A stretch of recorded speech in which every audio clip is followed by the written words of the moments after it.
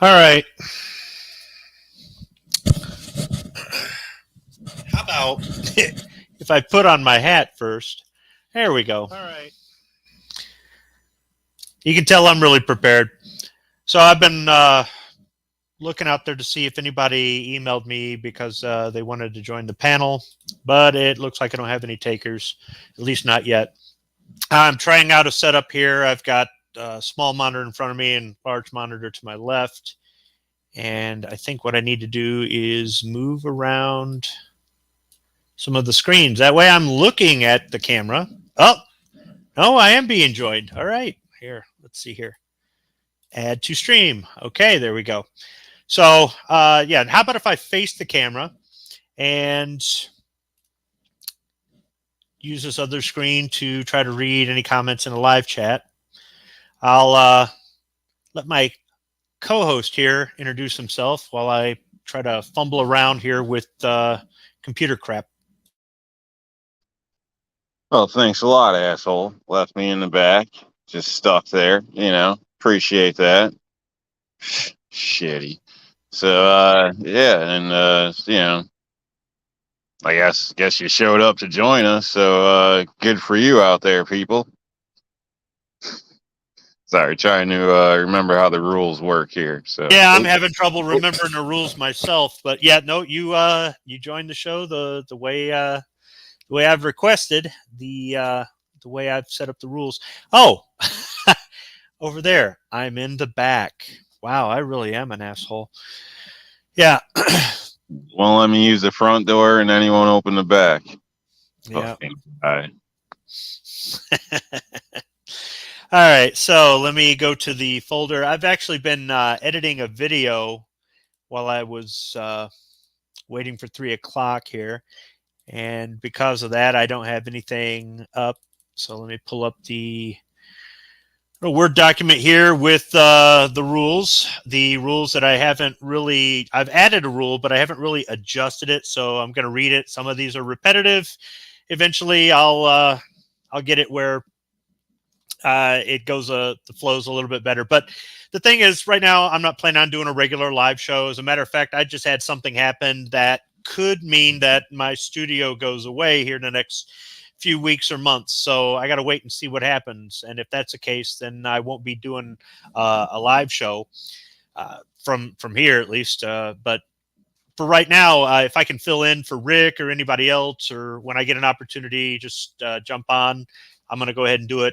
I haven't really been posting any sort of notice. I've thought about doing a short little video, join me on Saturday or some crap like that. Or this morning I changed my post in the community tab like 7 times. So I'm really not good about getting the message out, which is something we'll be talking about with regard to the topic today.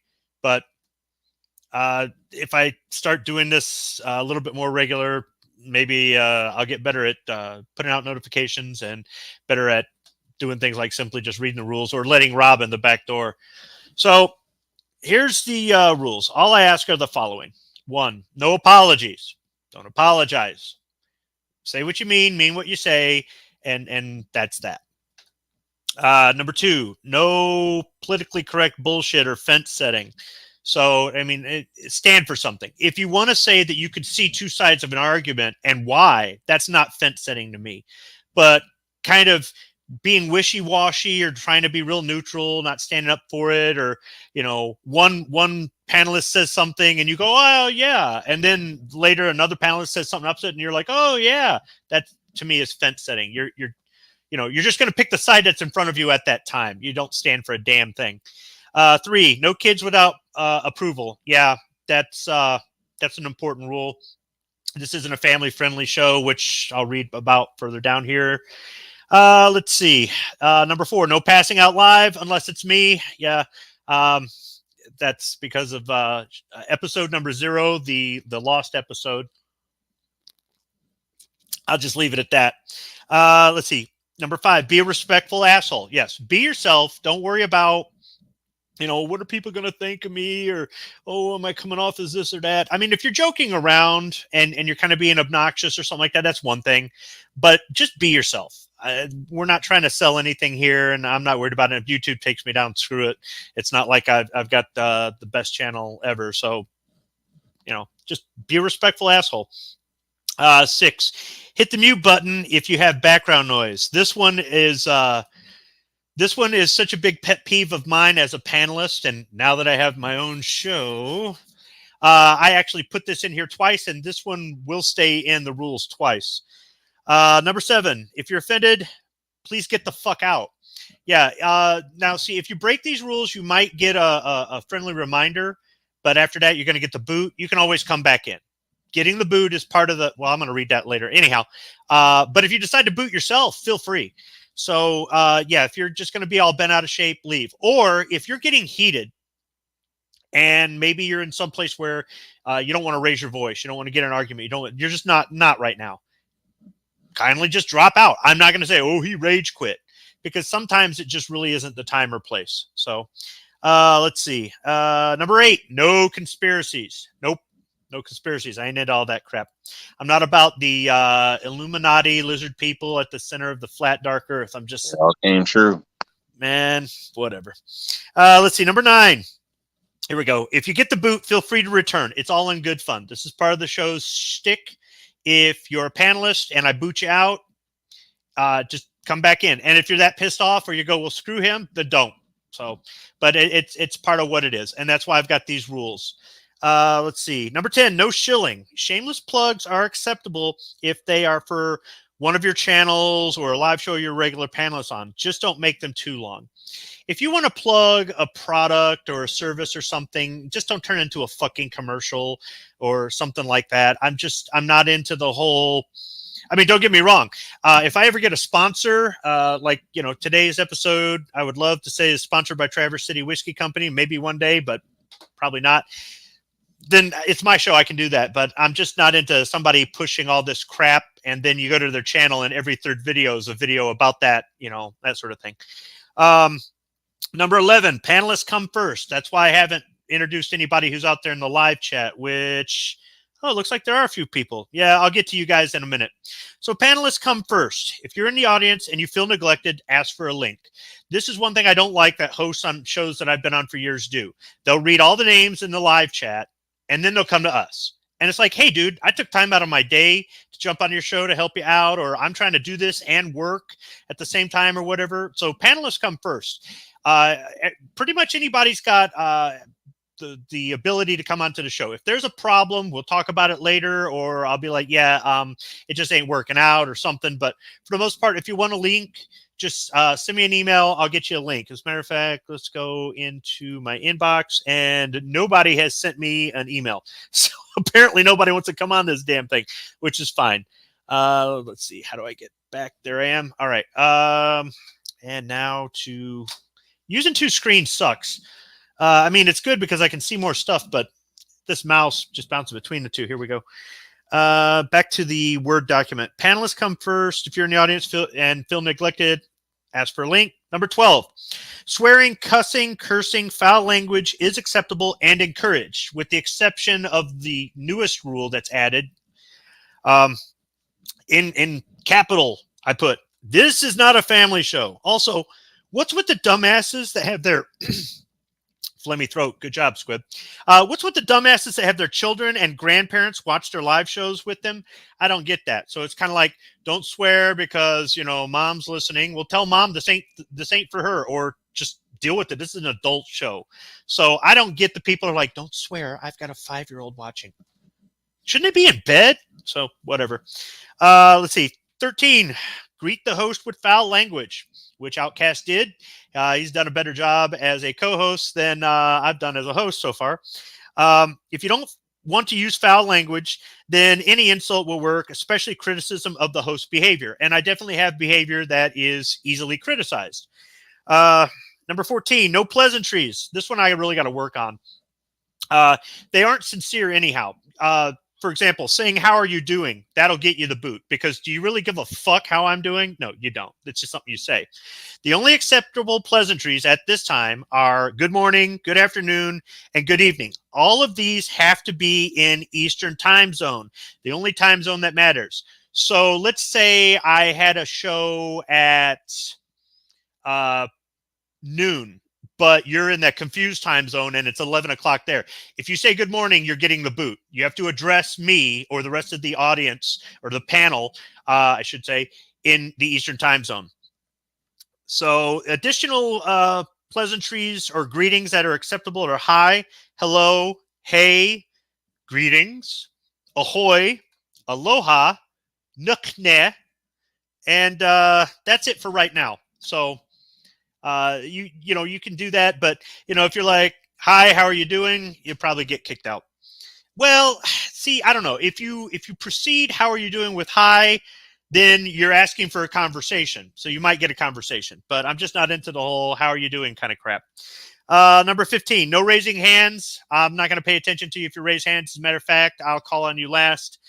Raising your hand will get you the boot, or I just won't call on you. Only pussies raise their hands. Number 16, talking over each other is acceptable if the other person is talking slowly, has long pauses, or is redirecting the conversation. See? Is redirecting the conversation because they are losing a debate. Otherwise, I encourage everyone to try to get equal time if they choose to use it. If one person talks for 10 minutes and you only have 2 minutes, so be it. But if they get 10 minutes, you should have 10 minutes or something like that. I'm not going to sit here with a stopwatch, but there are a lot of rules. But it gives time for people to jump into the live chat or for me to get panelists. So I'm kind of killing time. Let's see here. Yeah. If you feel the need, just say, hey, shut the fuck up. It's my turn. Number 17, mute yourself, bitch. If you don't mute yourself when you aren't talking and there's background noise, you might get one courtesy reminder per show. Otherwise, it is the boot. This is the easiest way to get kicked off the show. Number 18, no geographically centric show. I don't want like all Michigan people here. It's way too easy for me to do a show like that, or all I ever do is talk about Michigan, Michigan, Michigan. I don't like the shows where they want people to join, but all they want to do is talk about where they live, and the people they invite first or people they invite most often are just people that live with them, and that's all they want to do and talk about. And it's like, you're broadcasting to everybody in the country. I understand you don't live there, you can't vote there, I get that. But just as much as you think your place is the most important, everybody else doesn't care. So I'm not saying we won't ever talk about Michigan. It will come up in this show today, but that's not the only thing. The reason we come from different backgrounds, we live in different places, stuff, we bring things to the table. We bring different perspectives. Like Outcast can tell me what's going on in his state, and I'm going to get it from him as opposed to the national media, which will lie about things or exaggerate. So I don't want it to be a geographically centric show. Number 19, no squeaky chairs. If your chair squeaks, you're probably going to get the boot. Just use some white lithium grease. That'll take care of it. Number 20, if you're going to break the rules, do it as you're leaving, because then you'll get the boot anyhow. But if you boot yourself, you get there before I do, then it just works out. And number 21, the new rule, the one that is going to piss off the most people, but I don't care because it's my house, my rules. No taking the Lord's name in vain. This is not a religious show. This is not a Bible thumping show. I don't mind if we talk religion or anything else like that, or you're not a Christian or you're an atheist or something like that. You have the right to your belief as much as I do. But in my house, my rules. And that's one thing I don't like. I don't do it myself. Other people do it on their shows or whatever, and that's fine. That's how you talk and that's what you believe, and that's fine. But this is my show, so that's the only swearing that I just don't permit. That's all. So those are rules for now. And now that I've killed all that time, let me see who's out here in the live chat. It's a live chat, not a side chat. The side chat is the internal chat, the one where Rob tells me he's in the back room and I didn't answer him. The live chat or top chat is on the YouTube side. So we've got, first in was Sean Ponnery, then Tactical FUD, Hawaii Volcano Squad, who is running to the state capitol to pick up some stuff. So he won't be able to join us. M. Gabriel, Rupan RX, and Michael Hurtneck, Defense Dad.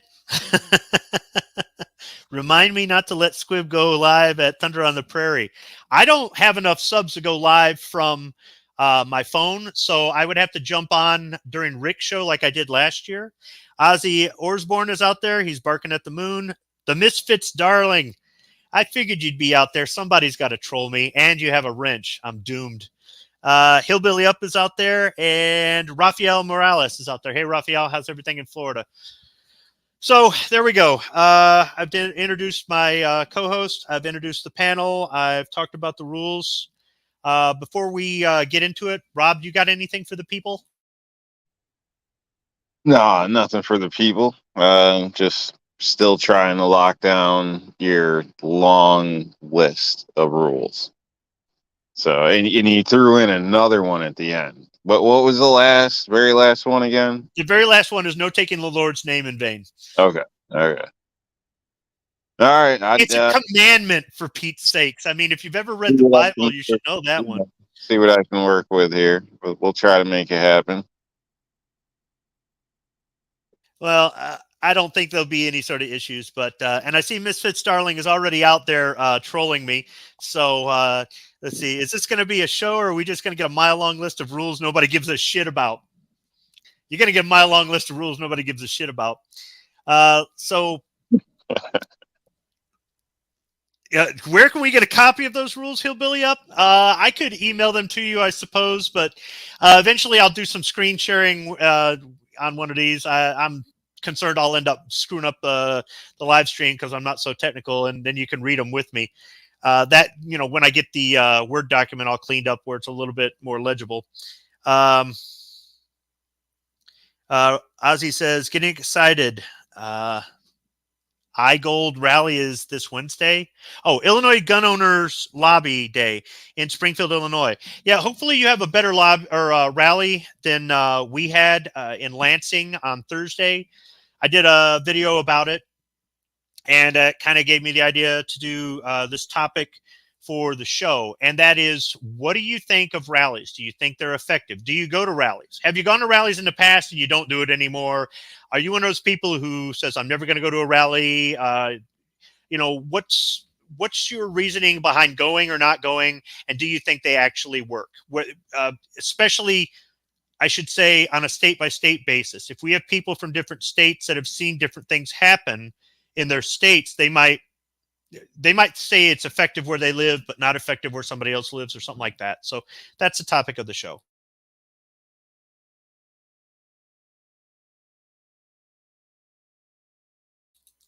Maybe Squib should have some drinks again. I've got some beer.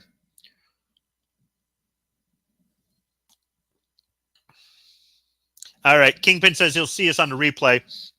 All right. And, with some of you guys, I've been to rallies with you at the nation's capital, or at your state capital, or a major city in your state. So I've gone to rallies in other places other than Michigan. I have to say, in my experience, I think they work. I think they're a positive thing. And I don't put a rally as solely something that gets the attention of the lawmakers or the media. There's more to a rally than that. So in a nutshell, my opinion is that they work and they have more than one purpose. How about you, Outcast? I'm pretty much with you. I've been sitting here thinking of, how to address it. I would state it, it depends on your goal. State to state, I would state, there's different results in some cases. But as a whole, I think they do work. But I mean that in the level that, at the very least, it works for, I don't know, shaking hands, camaraderie, meeting up with like-minded people, motivating you to go further, in a sense, possibly.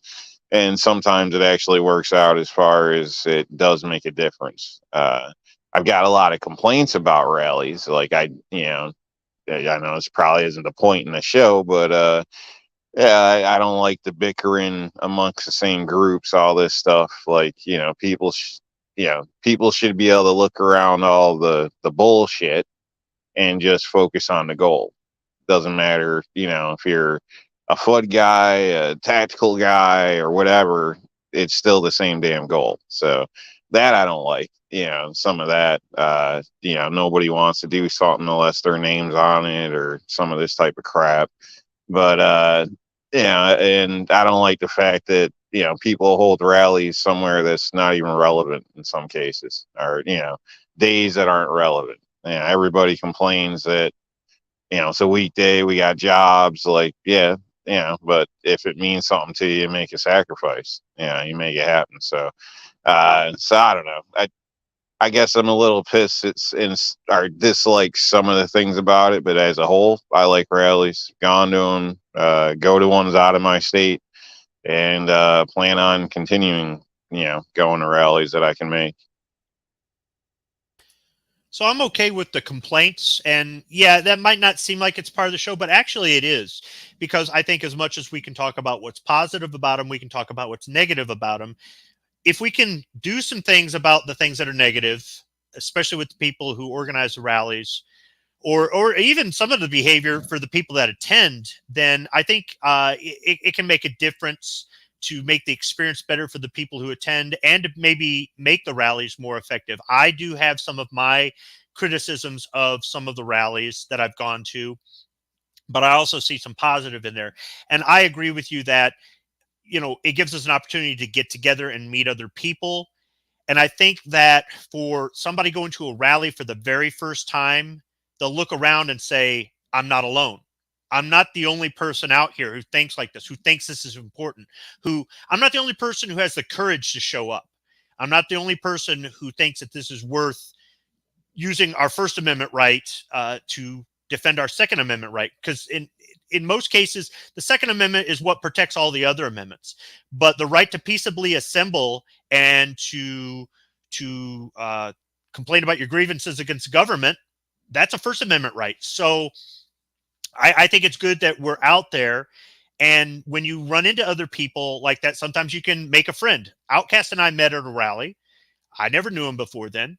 MK Outdoor Journal, ran into him at a rally, didn't know him before, and there's been other people that I've met and got to know. And sometimes when you're on these live shows, or you're listening to somebody else's live show or watching their videos or whatever, you see these people and you get to meet them at a rally in person, and then they might see your name out there, or they might get your information and invite you to a show, and you get to network out with these people, and you learn more about them, and you find out that even though we're all different people, there are a lot of similarities. There's a lot of things. We're not all identical clones and stuff like that. And maybe they get you into something like reloading, or they get you into something like gourmet coffee, or whatever it is. But there's more to it than just talking about guns.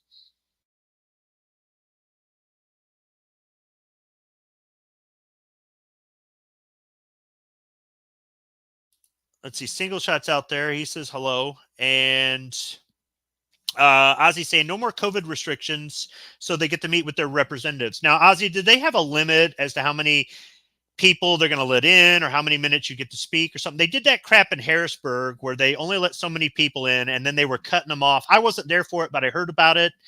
And that's a bunch of crap. I know that obviously they've only got so many hours in a day and so much this and so much that, but these people are there because they were elected. They were put into that place. So if they've got to put in a 12-hour day that day, then I think they should. I mean, that's what we do at our jobs. If we've got more work, you've got to come in early, stay late, work the weekend, work holiday. They'll stay up all night to figure out a way to vote in some new tax for us, but they won't even give us 4 hours in the middle of the week to express our concerns and let them know what we think. And that's BS. That's one of the reasons why I think recalling everybody should be easy to do, including Supreme Court justices. You're gone. You're out of there. You don't want to listen to me. I understand it. If I'm the only one out of 330 million, then obviously you're not going to do what I say. But when there's a whole bunch of us showing up, you damn well better make time for us.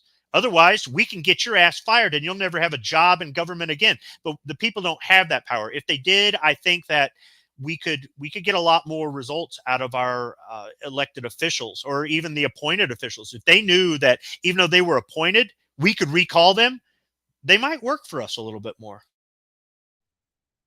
Yeah, we had a local representative that had an office downtown, and You could never get in to see this lady.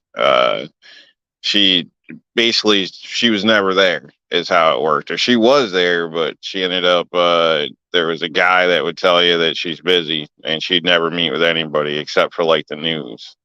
And apparently because she's received threats, so she just stopped talking to the public like 2 months after she got the job, which is crazy. You know what I mean? Like you know, you gotta, yeah, you're gonna have to talk with somebody besides just the news. You know what I mean? But that's, yeah, I don't know. She got away with it for like 2 years, something like that.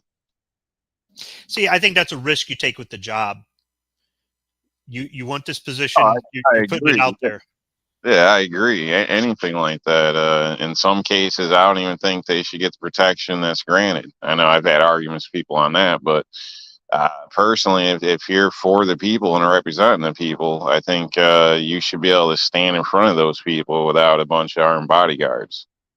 Personally, that's, you know, that's a risk of the job. You're going to have to answer to that. You know, it's a, yeah, I don't know. To me, that's what would seem reasonable. So, granted, you're always going to have some hairy situations or this or that, but you know, if you are on the up and up, wouldn't the people protect you? I don't know. You know what I mean? Yeah, you're going to have more friends than foes in a sense, or close. So I don't know personally. And then that would also help the Second Amendment because you can bet your ass they're going to want a gun at that point. Doesn't matter what side you're on. You bring up a good point, the interesting perspective I never considered, and that is if these people like you, they're going to protect you. And why are they going to like you? Because they elected you to do a job and you're doing that job. But if you're not doing that job, these people aren't going to like you. And if they go, Nobody didn't see anything, you know.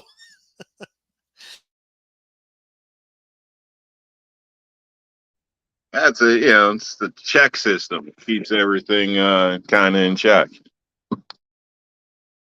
Yeah, and it's kind of an interesting thing because once again, they're up there on stage and they're looking around going, "Holy crap, you know, this is an angry crowd, and I've got nothing. I don't have state police here to protect me. I don't have a secret, you know, a car waiting in the back for me to dive into, you know." And if they say, "Well, I'll just tell these people what they want to hear," that's great. The next time you speak in front of them, they're going to be like, "Yeah, you lied to us last time," and they just rush the stage. Good old fashioned New York style lynching. Hey man, it solve a lot of problems. You'd get a lot of one hit wonders. Yeah, I also agree with term limits. I know there are people out there who don't agree with that because they're like, "What if we get a good guy in office?" And blah. Look, dude, power corrupts. Ultimate power ultimately corrupts. Even if they do some of the things you want, they're still. I don't care who they are. I don't care what their background is, how old they are, how young they are. I don't care. They all get corrupted. They all see the dollar signs. They all see their legacy. They all see something, and they put their wants ahead of our needs, let alone our wants. And they think that they deserve it because they were elected or appointed, but they didn't. And to some extent, they did work for some of it, but not all of it. I just, that's not what you're doing it for. That's why I think some of these positions should be voluntary, should be unpaid. I really do. Uh, I'm okay with them maybe getting some sort of benefit for a lifetime as some form of compensation after they're done with their public service. But other than that, some things I think should be unpaid. And if they can't show up when they're required to, then we'll get somebody in here who can. But still, I think that these rallies do give an opportunity for the politicians to see us because we've been out there on the street and they're looking down from the second floor window on their lunch break, looking at all of us with guns. I've also been to rallies where politicians or people that were looking to get elected, looking to become politicians, have stood up and spoke with us before. I remember one guy I voted for, he ended up not winning, but had he won, if there was going to be some anti-gun legislation, I would send him an email going, "Remember when we were all standing up there on that freezing April day, freezing our ass off, and you said you would defend our Second Amendment rights? Well, now I'm calling that one in." But the guy never got elected for me to send that email to. But those are the sorts of things that you can do. You remember these people, and it might help you talking to them in person decide whether or not you want to vote for them in a primary or something like that.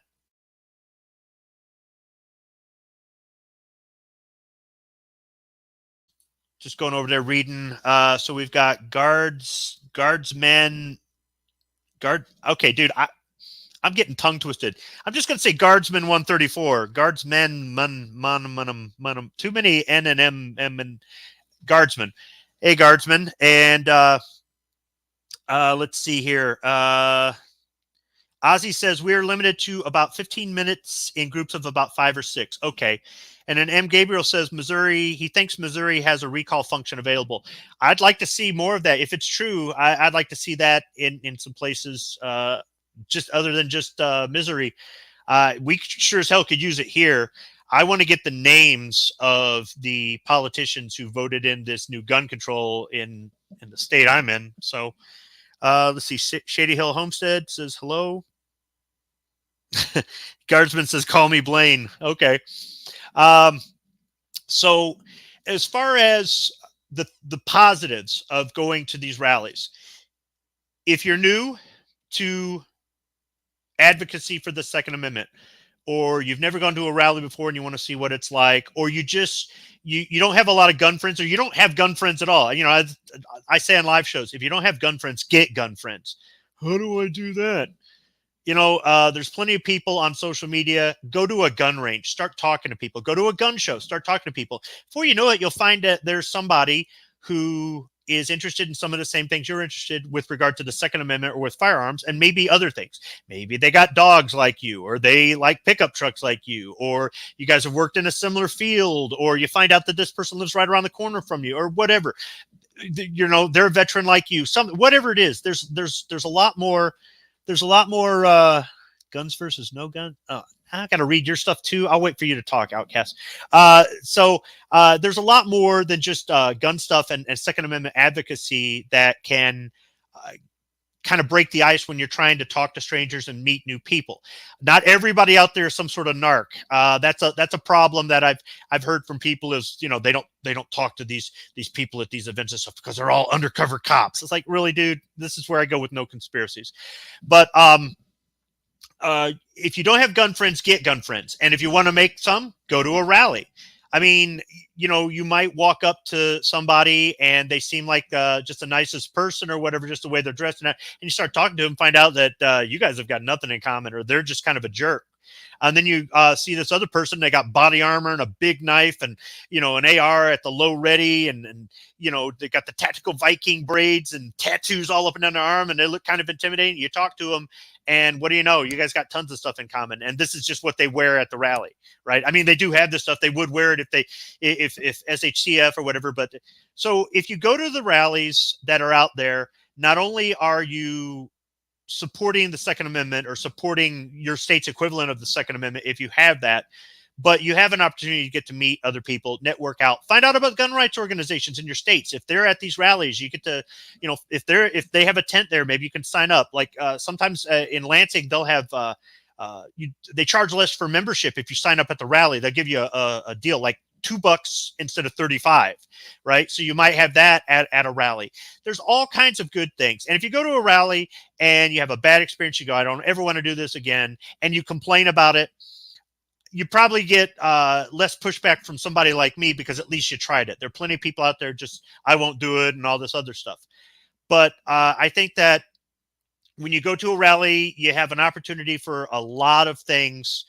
Even if it's a small rally, even if it looks somewhat like a disappointment, if nobody shows up, then, you know, these rallies will stop. And if you say, so what? I don't think they're effective. All right, fine. Then just don't go.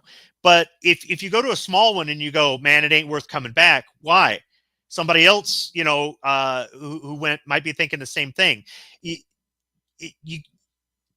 I guess if you see a small rally, or if you see some things maybe that you don't kind of agree with, but you still continue to go, that's showing support in a way that maybe will bring in more and more and more people. We'd love to have an enormous crowd there that just can't get missed and gets national attention for positive reasons, not for negative reasons. But, you know, if people go, well, I went there and there were only 12 people, so I'm not going to bother going again. You're part of the problem. You're part of the reason only 12 people showed up. And next time it's 10. And then after that, it's 6. And then after that, it's 2. And then after that, there's nobody. So I just believe that if we all try to do our part as often as we can, it's helpful. Now, if you adamantly just say I'm never going to a rally, or I don't ever want to go again, or I just don't think they're effective, that is your right. But I won't agree with you.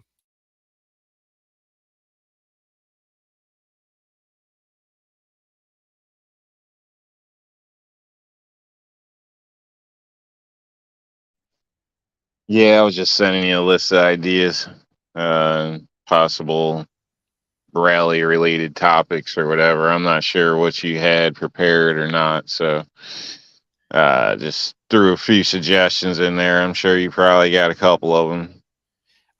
Yeah, actually, these are good suggestions. I appreciate that. Thank you. No problem. Oh, don't thank me, asshole. You should boot yourself. Go fuck yourself. What kind of shit is that? This is exactly what I wanted. There we go. So this is exactly what I wanted.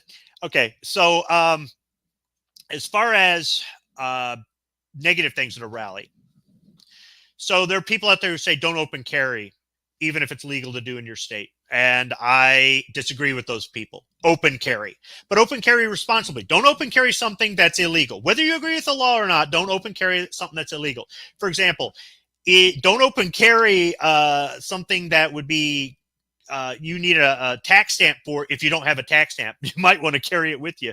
If they ban bump stocks, don't take something with a bump stock. Duh, right? Don't carry hand grenades, that sort of thing. It's kind of common sense.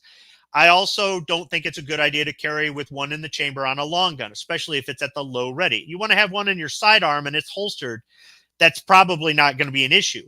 But if you've got one in your long gun and something happens and it gets bumped somehow, and trigger gets snagged on some of your gear, because some of you guys are wearing vests and you got all the shit hanging off there and all that. All we need is one ND at a rally, and those rallies are done, or we've just embarrassed everybody. Oh, but I got to be ready. I got to be ready. Ready for what? Well, what if they dude, don't go. Just don't fucking go. I'm not saying you shouldn't. There should be a law that says you can't. No, I don't want anything like that.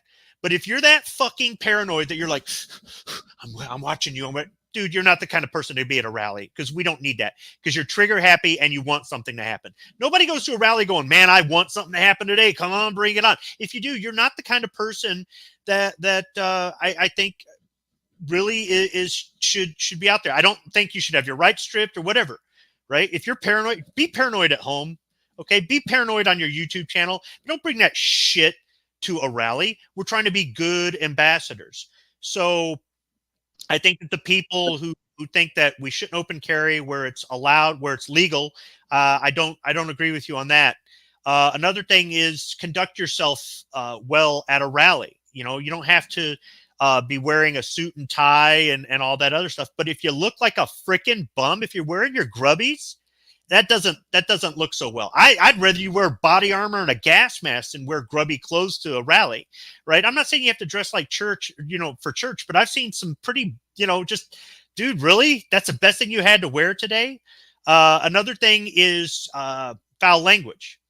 If you want to use foul language in a conversation between two people, whatever, that's one thing. But they were actually up on the stage there they had set up with the speakers, and they were cussing. And it was loud enough that people blocks away could hear. That's not a good image for our group. Okay, you might do it on your live show. I obviously encourage it here. This is my show. This is in my house. This isn't out in public. I can actually have some level of tact out in public if I choose to. So I just think that our appearance can be something that helps. If anything, I would say the worse we behave, the worse we appear, the more negative publicity we'll get. If somebody comes walking by on the sidewalk and you've got your AR-15 at the low ready, and why did you have to bring that? Because it's my right and it's not against the law. What do you mean it's not against the law? That's one of those evil black rifles. You can't have those. That's a machine gun. No, actually, it's a semi-auto. And if it was full auto, there are legal ways for me to do that as well. And it's legal for me to open carry this in the state. It is? Yeah, go look it up. Google it. It's a law. I didn't know that. Well, sometimes these conversations actually come up.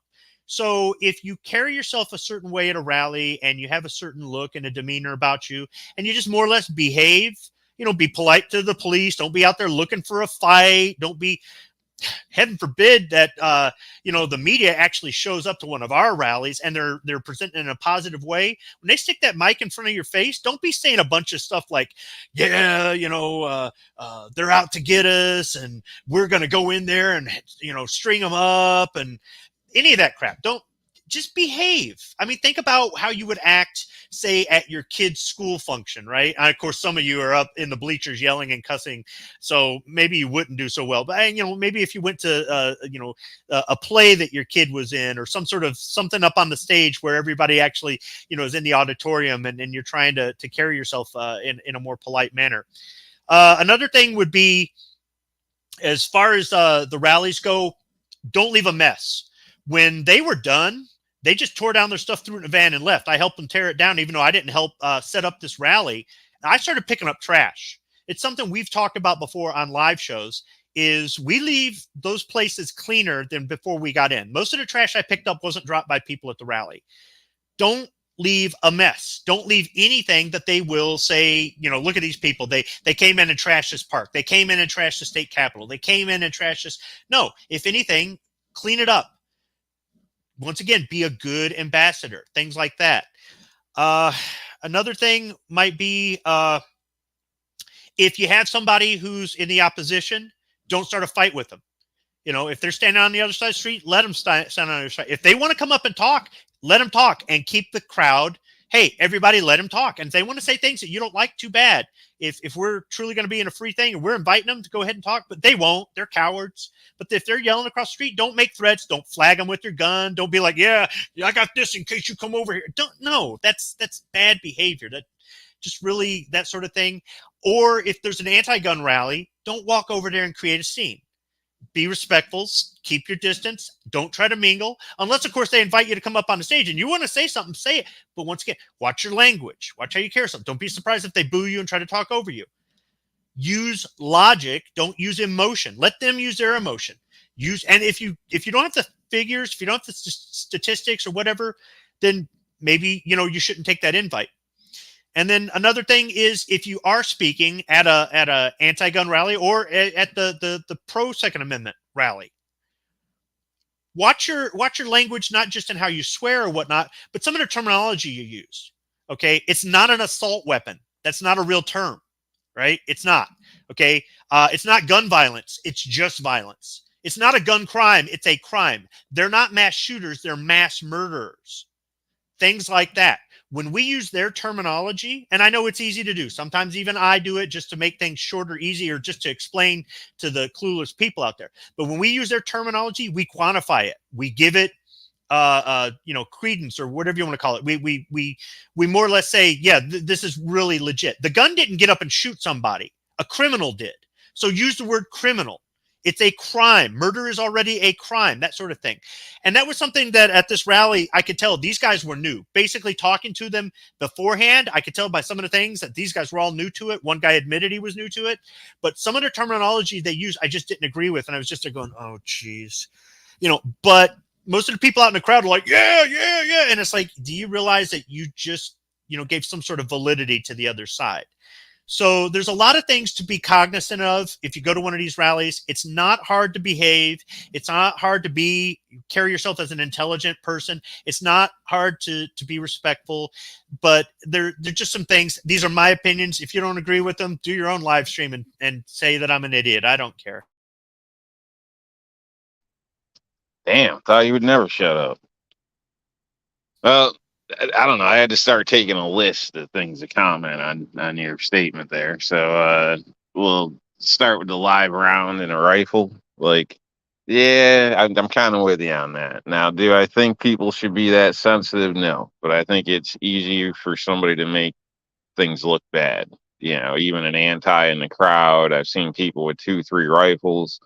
If they were all chambered and ready to roll, and if I wanted to, I could have, pulled the trigger on something. You know what I mean? Things like that, and made a scene, and oops, I just bumped into the guy or whatever.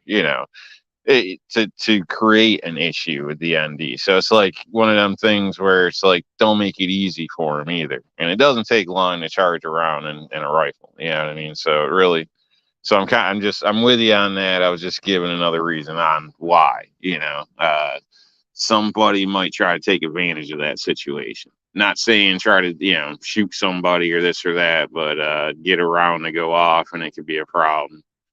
So there's one. The live round. Mark that off here.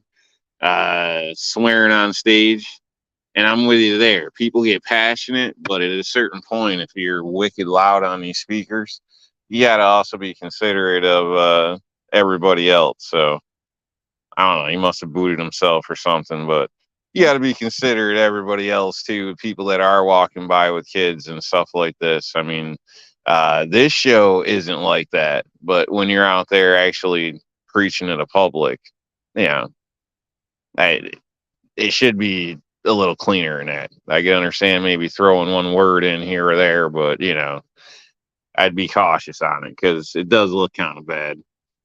And I don't know if he's joining back, so I'm going to keep going here for a minute. And the whole clothing, that's where I disagree with Squib.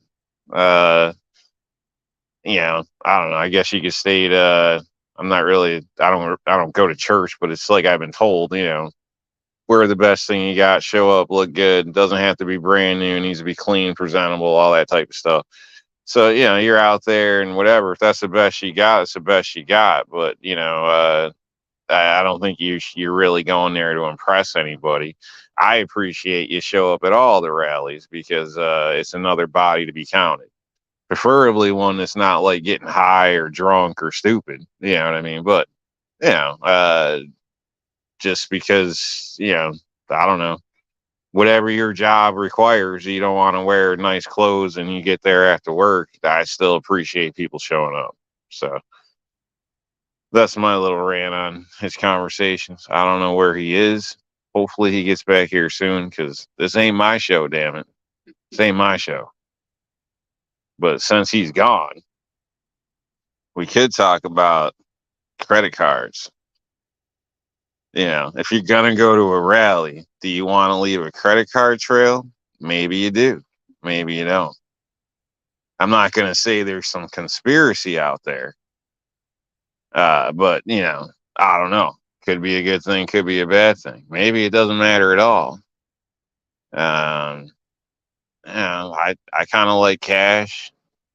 Doesn't mean you're invincible or invisible by using cash, obviously, but cash is kind of nice. You can bless somebody for being cool. Get drinks brought to you quicker with a nice big cash tip. Like all types of stuff. There's advantages to it. And I figured I'd talk about cash because Squib hates cash. But he left me on his show, so what am I supposed to do?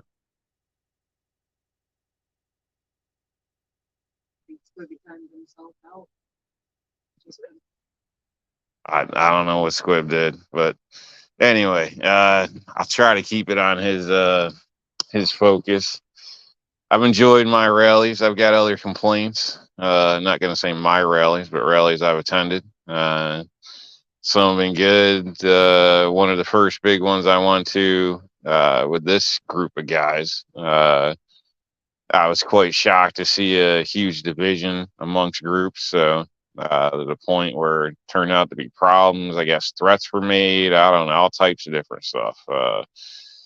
Between organizations on a issue of whether to open carry or not open carry. So uh, it seemed to be a whole lot of disagreement over nothing. And I guess a large group of people didn't show up and kind of killed the numbers. So, stuff like that sucks, which I kind of mentioned prior.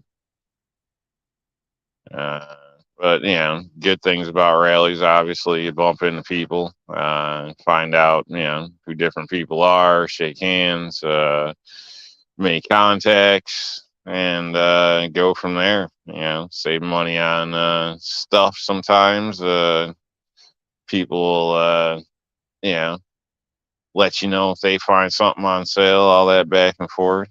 There's lots of reasons for the connections, but yeah. So, all right, Squib.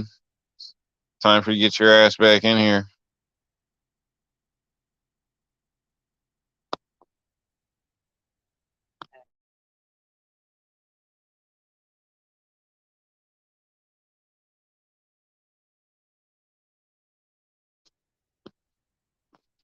I'm gonna have to start talking about cash again or something.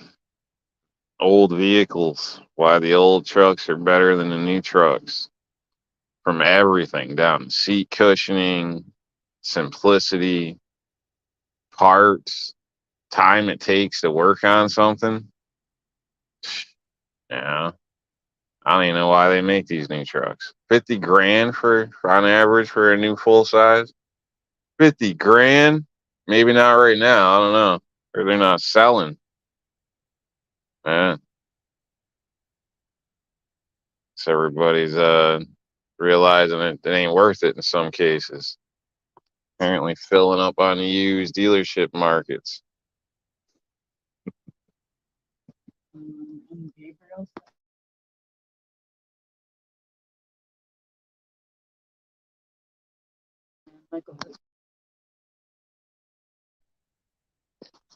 I'm being told I'm being asked what I drive, so I won't mention my Ferrari, Porsche, Aston Martin, or any of those. My daily drivers, I guess you could say, would be vehicles probably older than your children. 95 Chevy 1500 with like close to 370,000 miles on it. It might be 370 now. So yeah, living in North, so obviously I can tell you right now it ain't pretty, but it's dependable and cheap as hell. So I've had it for like 16 years, something like that, 17. I don't know exactly, and done all the maintenance stuff like that except body work. Haven't really done anything to that. That's why it don't look good. But needless to say, done all that myself. And in all those years, I probably spent in total, I don't know, probably like under $5,000. So, and use it for work all the time. Driven it across the country, back and forth. So I don't know. I'm proud of my old baby. So basically having a bunch of friends and people that are also contractors, this or that. Yeah, I don't know. Even Squib, we did the math one time. I asked him questions. I think he spent 100 and some odd grand in the time I've had that truck on same thing on vehicles, 160 something like that. So, and I've gotten away with like under $5,000. So, but it don't look pretty at the light. So that's the difference. Any more questions out there in the chat? I got a reviewer here checking it for me.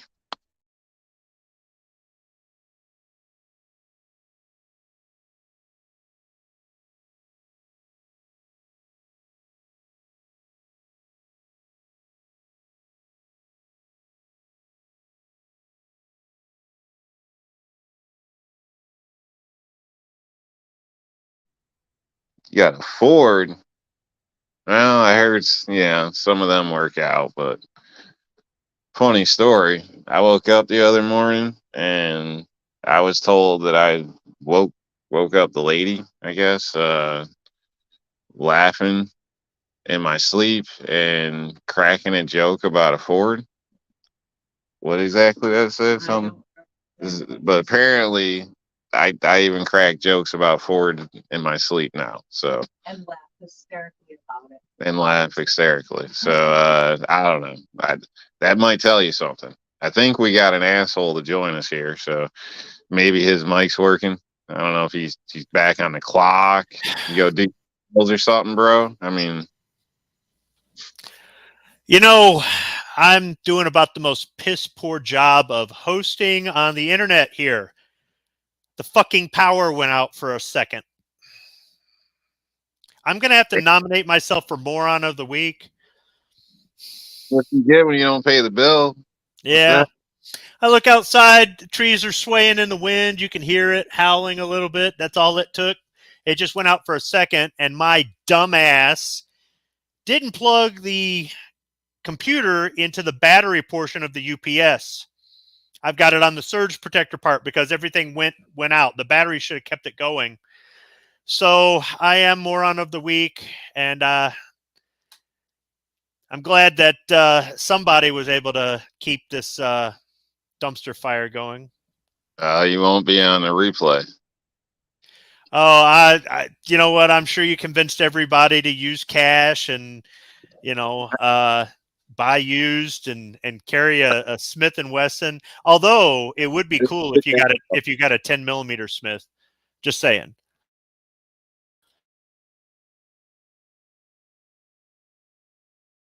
Oh, well, let me see. Let me see if I can catch up here. I'll look in the live chat here. Put it over here, and it's 2Live Move 2012 Honda Cross Tour with 137,000 miles and a 2019 Silverado with 25,000 miles at the Misfits. Okay. Yeah, you got them talking about Hondas. I didn't even bring up my Civic yet. We can go back to that, but I don't want you to get all. Ah, man. Yeah. Yeah. See if, yeah, if the utilities are under warranty like a used vehicle. All right. So yeah, I unpacked a lot there about things about good behavior at a rally, the negative things that can happen, like having the person that doesn't represent the rest of us be the one who gets the camera and the mic shoved in their face, or just some of the behavior that I understand why somebody's frustrated and they might want to cuss out the guy across the street who's yelling at us, but it's not a good image. Let's see. Good and bad things to rally, what to expect, what to bring, what not to bring, how to dress. I don't know, Outcast, did I cover pretty much all of the things there in the ideas that you were putting over there in the internal? Most of the things, yeah. I had a list I rambled on with comments about it, but I don't want to repeat and bore the viewers out there. So, uh, but it was pretty much along with what you were stating, with except for the discretion of clothing in the end. Technically, I prefer you show up no matter what, like whether you just got off work, you work at a job, or you're dirty, or whatever. Whatever the case is. I prefer you don't show up in Crocs and sweatpants. Personally, that shit should be a no. Like, you shouldn't even leave the house like that. I'm sorry, but don't come to the rally like that. It's not Walmart, for crying out loud. You know what I mean? But at the same time, if you're a mechanic, you get out of work, you're a little greasy or something, so be it. I'd still rather there's a body there than not. You know what I mean? Personally. So I wouldn't recommend wearing your work uniform if it's got your company name on there, because at that point, even though you're off the clock, you're representing your company. You may not see it that way, but if you're on the 6 o'clock news and your boss sees it, that could cost you your job. Yep. I'd agree to that. Yeah, I would do that just out of courtesy for your company, personally. So, I've worked for employers where, like, this truck's yours, you take it, whatever, but I never want to see it in front of a bar. Never.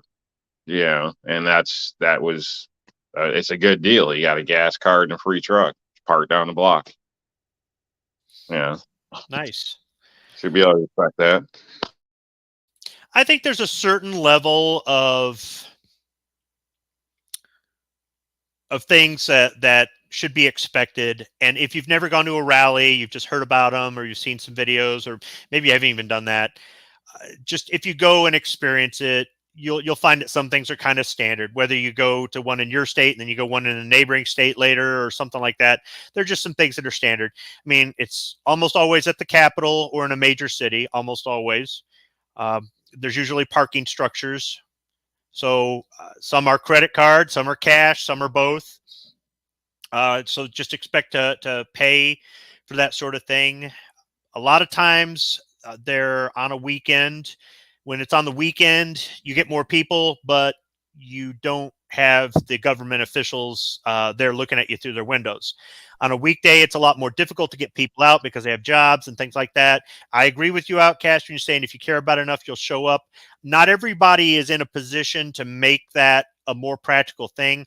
I happen to be in that position. Again, I wasn't for a while. I am again. That's why I felt kind A of. lot of people claim that, but they can still take vacations. They can still go hunting. They can still go to NASCAR. They can still it Well, let doesn't me. mean something. The hardships to miss out on a day's labor or something is nothing compared to what it took to obtain these rights. You know what I mean? And the fact that we're going to try to preserve them, and we can't even be bothered to, you know, have to deal with a rough week or something.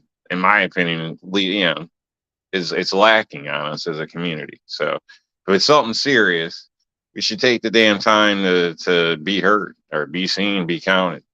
My opinion, it's more important than your job in some cases. Not necessarily your job, but it's more important than the wage. I'm not saying just no call, no show or something like that, but uh, if it means something, people always find a way of doing the shit they really want to do. Yeah, well, I'll just put it like it's probably been a lot similar or easier way to sum it up. But if you really want to, people usually find a way. So this is why I say that for some people it's not practical. The rally that was on Thursday, there was one email about it on Monday. I think it was. I think it was Monday. It might have been Tuesday, but I think it was Monday afternoon. I got a very vague, short email. I went looking online everywhere to try to find more information about this rally. Couldn't find anywhere. Found information about the anti-gun rally that was being held there, but nothing other than this short, vague email. I was driving out there thinking this could be a hoax. And I've had situations like that before where they give you 3 days notice. They give you, less than a week's notice.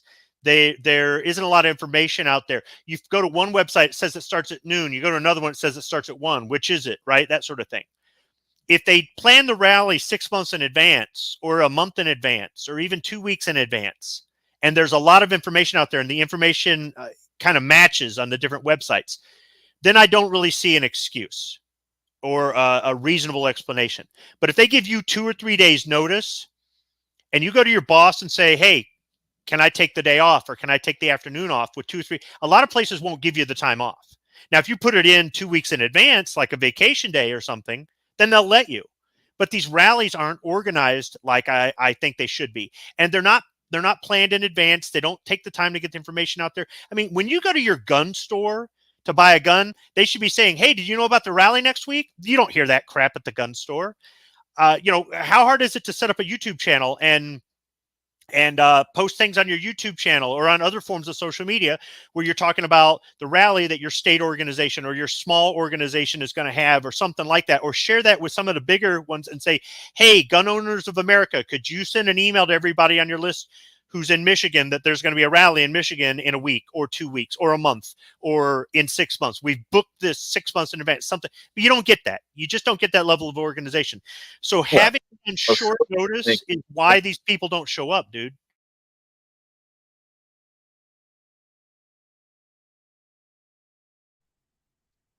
No, I agree. It should be more notice with some of this stuff. Yeah, it does. Yeah, suck if you hear about it. 3 days. Something like that. Depending on your position, or employment, that might not really be ideal. For something like as far as in some cases, but as a whole, I just wish people would be willing to make a little more sacrifice for some of this stuff. So I would say that the New York Safe Act rally years and years ago. I was almost ashamed to see the size of the people that was there. It was like nothing. Yeah, uh, and it was pretty.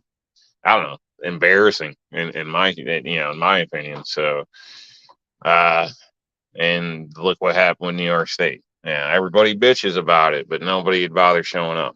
I mean, when it counted, when it came down to votes and all this, nobody did anything. So, but everybody will bitch to this day. Yeah. And that's I think that's kind of like when I say, hey, don't complain if you didn't vote, or you voted for this guy, what did you expect, right? I've had that conversation with people that have voted a certain way, then they complain about the policies of the people they voted for, the people I voted against, and I'm like, you voted for them. They usually shut right up right there. But when I say, hey, did you email anybody? Did you call anybody? Did you show up to a rally? Did you anything? No. But you knew about it. Yeah. What do you want me to tell you? Do you want me to feel bad for you? I don't feel bad for you. I just don't. I'm not saying, oh, well, there's a rally. I better drop everything and go. No, there are other ways. I sent an email to my representative at the 11th hour because I found out that what happened was these bills were proposed, they voted on them, and then the next day, the other House voted on. So it went from the representatives to the Senate in 2 days. The only time they do that in Michigan is where they're trying to raise our taxes without giving us an opportunity to fight it. They don't hardly ever do this crap, right? This is a real rare thing. So we got notified about the rally. They voted, then they voted. And while we were at the rally, they voted away our rights, right? It was, so you might go, why even bother showing up? I sent an email to my representative. He had the opportunity to see it or have somebody on his staff tell him, hey, there's another guy saying don't vote for gun control. And I'm going to go see how he voted when I can get that information. And if he didn't vote the way I asked him to, I'm not going to vote for him in the reelection when he goes up for reelection. And I'll make a video and put it on my channel. Not that anybody watches, but if somebody else in this district happens to see it and they go, oh, really? And these are the things that we can do by getting involved. So it's not always just about getting in your car and paying for to park somewhere. There's more to it than that, but the rallies are a very visible thing. Holy shit, that parking is ridiculous. Ridiculous. It's like $40 for like 3-4 hours.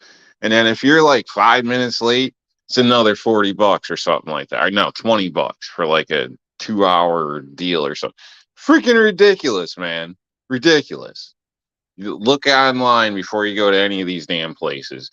The Parking Buddy's one of them I've used, although I did get gypped once on it, but usually it's only once out of several times. So the garage didn't exist, but I got my money back, but it still was a problem at the time. But usually you get a spot for like the whole day, like 24 hours, and it'll be like $12 or something. You roll up on the spot, you're getting robbed. You're getting raped for parking. Raped. That's ridiculous. $40, like that's ridiculous, dude. Like I think I paid $60 the one time or something. Like if I could have, I would have drove my shit right off the damn ramp for that price. But yeah, you can't do that these days. Whatever. But holy crap, man! Parking Buddy, it's like all day for less than $20. Yeah, right at the same damn garages. I'm telling you, it's like $14-15, 24 hours. Okay, that's enough shilling. All right, I'm just saying it doesn't have to be that company. It could be some other company. There might be better ones now, but damn, don't pay full price. Don't be an idiot. The New York Outcast cover show brought to you by Parking Buddy. ParkingBuddy.com, where you can get your parking for a lower price. Also, check out RNLDisplays.com.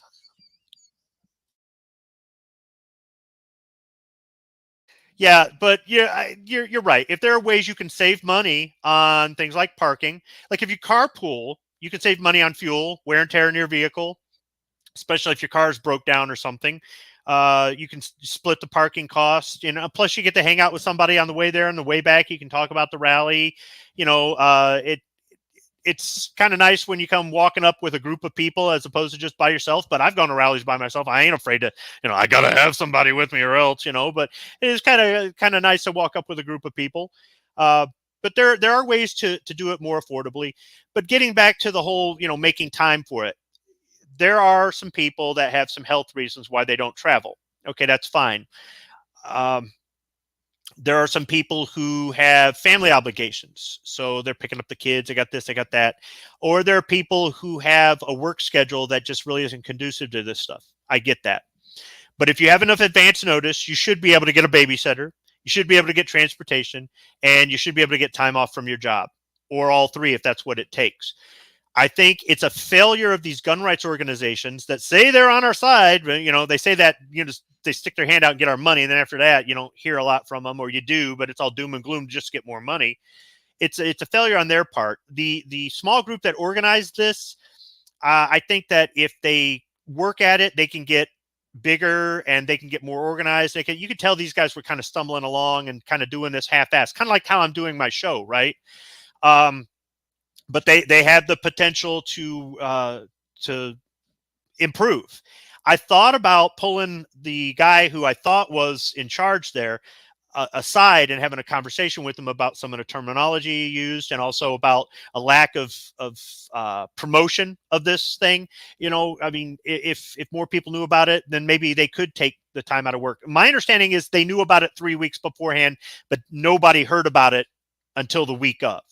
If you know about it 3 weeks beforehand, then what Outcast is saying about getting time off your work, yeah, there really isn't much of an excuse for it. So, I mean, unless there's something going on that day that they're saying nobody's getting this day off, which happens at a real job or a career.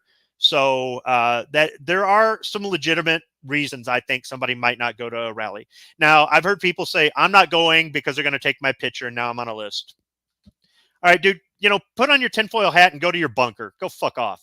I'm not going because Antifa's going to be there. They're going to throw a brick in the crowd, and it's going to be a bloodbath. Really? Really? And if something were to happen, which rarely these things happen, walk the other way. Go to the parking structure, get in your F-150, and leave. I'm not going because it costs too much money. We already covered that. Split costs with somebody, stuff like that. I mean, carpool. But the one that just gets me is I'm not going because I don't think it makes a difference. I can both agree with that and disagree with that. I'm not fence setting. I can see where you're coming from, but I would ask, have you ever even gone to one? And if you say no, then I'm just, I'm not going to be all, we're just supportive of it. So I think there's a lot more to them than what people think, but I'd like to see these people organized. And I know the people organized are doing the work. Okay, so they can say, hey, that's nice, dude. Have you ever organized one? No, I haven't. But I attend them, and I'm willing to help and all that. You just have to let people know. So if you're not getting the word out, and then you wonder why nobody showed up to see you stand up on the podium and get feedback from your microphone, that's why.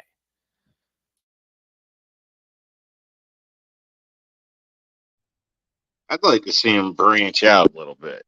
Uh, it doesn't necessarily. I know a rally is usually because something's going on. They're usually reactive. If that makes any sense. It's not really proactive. I'd like to see some proactive stuff. Maybe you can call it community. Well, I don't know. They might not do it every different places, but some form of community fair or block party type thing where it's 2A oriented. There might be games, kids involved, Nerf gun area, shit like that. And you talk about rights and meet up with people and kind of proactively as well. So personally, I'd like to see it become more of a family everything thing in some cases. Now, these wouldn't be standard rallies. They would be, something, I don't know. I don't know your rights, whatever. I don't know, festival or something. Yeah, but I'd like to see more something like that come up where it's more of a family thing. And then, some of these bigger rallies with some of the big stuff, I see little slips, around town, different places. You can put so much down and hop in on a bus toward Atlantic City or any of these other places, Vegas, this and that. Why don't they have something like that at the gun shops where they got, you know, a, a few people pitch in and there's a bus of people that show up, you know? I don't know. You know what I mean? Things like for people that don't have a ride or whatever the case is and stuff. So, yeah, that goes back to that where, when people want to, they find a way, where they'll get bused to the casino or whatever else it is with no problem. But again, the rally, there's a lot of excuses sometimes. So, not saying all excuses aren't relevant, but honestly, I think about half the excuses are probably justified, and the other half you just really didn't want to go. Yeah. But I'd like to see the whole thing get bigger in a sense. So being more common, basically. So therefore, guns aren't seen as such a negative thing. This could be good for like boys and girls, or Boy Scouts, Girl Scouts, all this, marksmanship, 4-H. I don't know. You throw all this type of shit in there to these little field days, and it gives kids something to do and focus on, and shows them opportunities that could come from it. There's a lot of junior shooting leagues, all types of things, but different things available that would keep the idea fresh in the young minds as well, not just the old. You know what I mean? And then people would be more active because you would meet people at group, these fairs, and they, there's a rally over here, and people would, it would grow from there. The big, I don't know if you get what I'm saying, but now I'm confusing myself. But I'd just like to see more. Doesn't always have to be a bunch of guys, dressed, and some cases airsoft gear, screaming on steps. You know what I mean? No, I do know what you mean, and I'd like to elaborate on that a little bit more. Let me go over to the live chat here and see who else has joined us. So Grim 90s joined us. Yeah, now it's the Outcast cover show. Actually, it'd be the New York Outcast cover show, but yeah. Let's see here. Misfit Starling, I don't think Squibby can get back in. I wasn't sure if I could get back in. I need to learn from this screw up and plug the computer into the right side of the UPS here. Let's see.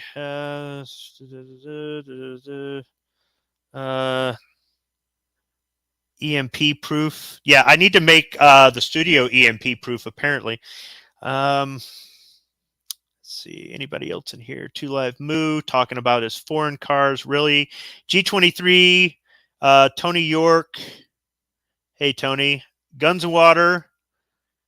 And see, I think that's it that have joined us while I've been running my mouth and whatnot. So I like what you're talking about, Outcast, as far as getting organizations like the Boy Scouts, Girl Scouts, even something like if you're in a pro Second Amendment community, right? Everybody's got guns and all in the NRA or whatever. Why don't you bring the high school football team down there? Maybe not in the school bus, obviously, but have the whole damn team show up wearing their school stuff and saying, "Hey, we are not old enough to vote, but one day we will be, and we got your number, pal. We have guns in the house, and we go to a school every day where somebody could commit a crime. We don't like the fact that the teachers can't protect us, or that when minutes count or seconds count, cops are minutes or hours away, things like that. I mean, it would be nice to see some organizations come out there, some younger people come out there, and they can see that these aren't the crazies that they're being told that mom and dad are and all this other stuff. I haven't brought my kids to any of this now that my kids are older, but maybe at some point I should bring my kids to something like this. I don't know. I've always just kind of taken it upon myself to do this for the family, but some organization would be nice if they're going to have a proactive show where there's no legislation that's being proposed or nothing's gone on in the news lately, but we're going to get some charter buses and we're all going to go here and we're going to fill out the paperwork to get the permit to be here at a certain time, because in some places that's what you've got to do. There's nothing special about it. It's going to cost you anything. It's just we can't have two groups in there at the same time. We're not going to fit 500 people in a place designed for only 250. So you got to get a permit or something. If this stuff is planned in advance and then it's promoted on multiple platforms or at gun stores or things like that, they probably could get enough people together to make this thing work. If they planned the Washington D.C. rally 6 months in advance, I think they'd do better. Because the one we went to in 2019, everybody's talking about how many thousands of people were there. Dude, there were hundreds. There were not thousands. And I don't like our side lying and fluffing up the numbers to make us look like something we're not.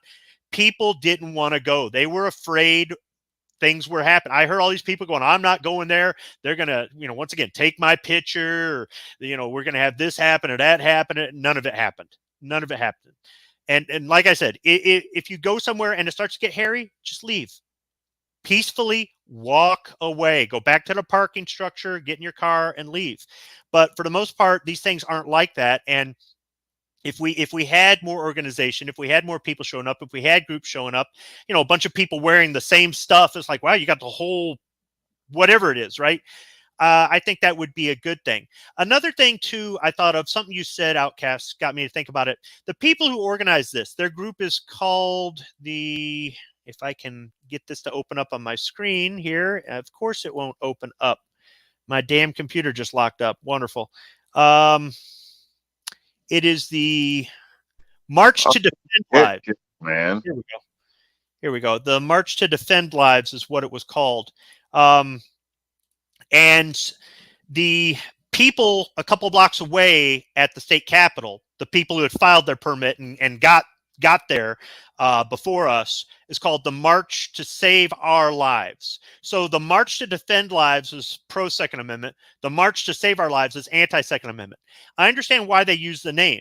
They're trying to kind of take away from the other side using this, but by doing it, they're confusing people. You might actually have somebody show up to the wrong event. So I don't think it's a good idea to name your pro-Second Amendment group after an anti-Second Amendment group. I just don't think it's smart. And that was one of the things I wanted to tell them. Of course, they're not going to change their name now, but it's going to confuse people. It's definitely going to confuse politicians. Politicians are some of the dumbest people. You know, we've seen that. So I just don't think it's a good idea to do that. If you're going to have an organization, you're going to sponsor it, that sort of thing, have your own identity. Don't try to copy off of something. And then there's another thing, sponsors. There was one sign out there for the Michigan gun owners. They're not the only Michigan gun rights organization. There's 3 of them. So only one of them had a sign out there, but none of them had a representative there. There weren't any corporate sponsors. I've gone to gun shows where there's been corporate sponsors. These people aren't selling anything, but they have a tent set up. Maybe they're giving away some pamphlets or whatnot, but they're there to help support the Second Amendment or help, you know, cover the cost of this sort of thing. Sure, maybe they get some business out of it later on, but they're out there saying, hey, you buy our products, and our products wouldn't exist if there wasn't a Second Amendment, so we're supporting you. I'm not seeing that. I'm not seeing corporate support. I'm not seeing gun rights organizations out there as much as they should be. I'm not seeing the kind of support. People want to say, hey, don't let your mom and pop shops dry up because then we won't have a place to buy guns. I don't know how it is where you're at, but where I'm at, a lot of these guys, whether they're nice or whether they're total dicks, they're not interested in promoting the Second Amendment. They just want your fucking money. They might be gun people. They might love guns. They might believe in the Second Amendment. They might have an NRA membership or whatever. But yeah, I don't see a lot of these FFLs or manufacturers or these trainers or these other people using their platform, using their storefront, using anything to promote these rallies, to encourage people to go, to encourage people to join gun rights organizations, or even saying, hey, what can I do?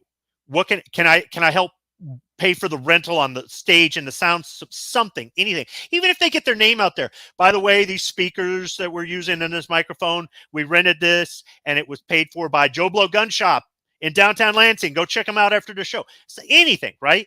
But I don't see that. I mean, do you see any of that, Outcast? On the majority, no. If you know, if I was looking for anything gun related, there's only a handful of places in my immediate area I could go, and most of them I wouldn't go, you know, with free money. You know, I just don't deal with those places.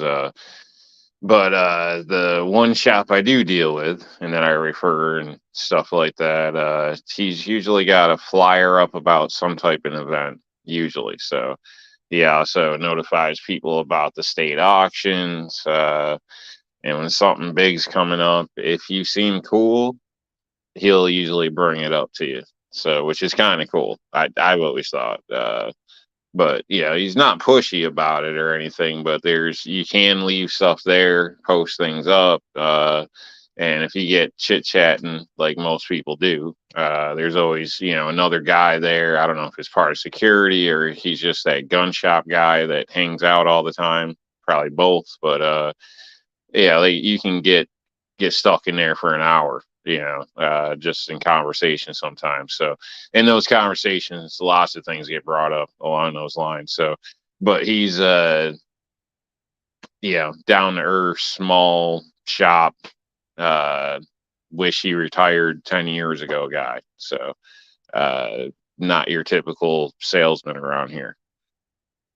But I like his place because it's no bullshit. If you're clean, it's not a problem. You know what I mean? Where some of the other places, they like to use discretion and all this other crap, and you got a million hoops to hop through, and they make it seem like you're committing a crime by even buying a gun at their establishment. So, so, so the smaller shop is definitely the way to go, in my opinion. But and he does try to promote the things that come up local and bigger things as well.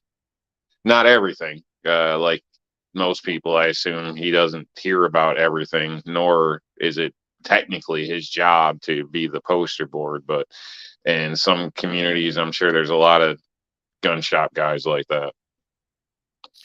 See, think of it like this. Your state organization has a list of emails for gun shop owners, for FFLs. And they're going to have an event in 3 weeks. And they send a mass email to all these FFLs. Hey, it's, New York Pistol Club. We're doing a rally in Albany on this day at this time, blah, blah, blah. We've pulled the permits and everything else. There's, we're going to be on the courtyard. There's plenty of room, blah, blah, blah, plenty of parking. Can you please get the word out? How hard would that be? Now, I know maybe somebody going, it's a lot harder to do than that. Really? I can send an email to everybody in my company in a matter of minutes if I want to, with attachments and everything. So I don't see how hard it would be but something you brought up earlier in the show that you kind of talked about a little bit were the butting heads of these gun rights organizations. Who's taking credit for the organizing it, or who's the only one pushing it? Or, this group organizes it, but the other one's selling memberships to their group at the show, at the rally, right?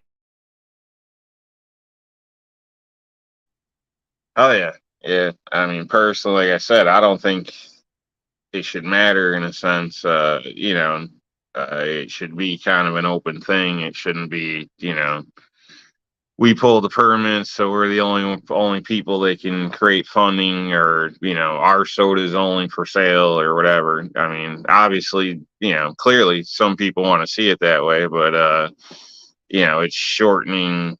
It's a limit. I don't know. It seems limiting. It's not supposed to be about you as an individual or your company for state. It's about the idea. It's about the Second Amendment. So if you're, well, I don't know. The way I see it, if you wouldn't do it without credit, then you shouldn't do it for credit. Basically, like it shouldn't be a credit thing. So the greatest payment should be the goal is achieved, not who kicked the ball the furthest, I guess. That's what they're doing, though. They're trying to have the other person do the work while they take the credit, instead of working together and saying, hey, for this we can get along. Otherwise, you do your thing, we do our thing. Of course, we're competing for members, but we're also, look, man, I'm not into this whole kumbaya horseshit. I'm just not, because anybody who comes onto YouTube and calls for this wants everybody to do it their way. It's like, whoa, hold up, dude. I thought you said we're all going to work together. Well, we are. Well, I don't think your way is the best way. Well, it doesn't matter. I'm the one who come up with this, so we're going to do it my way. Well, then how is that any different than what we had before?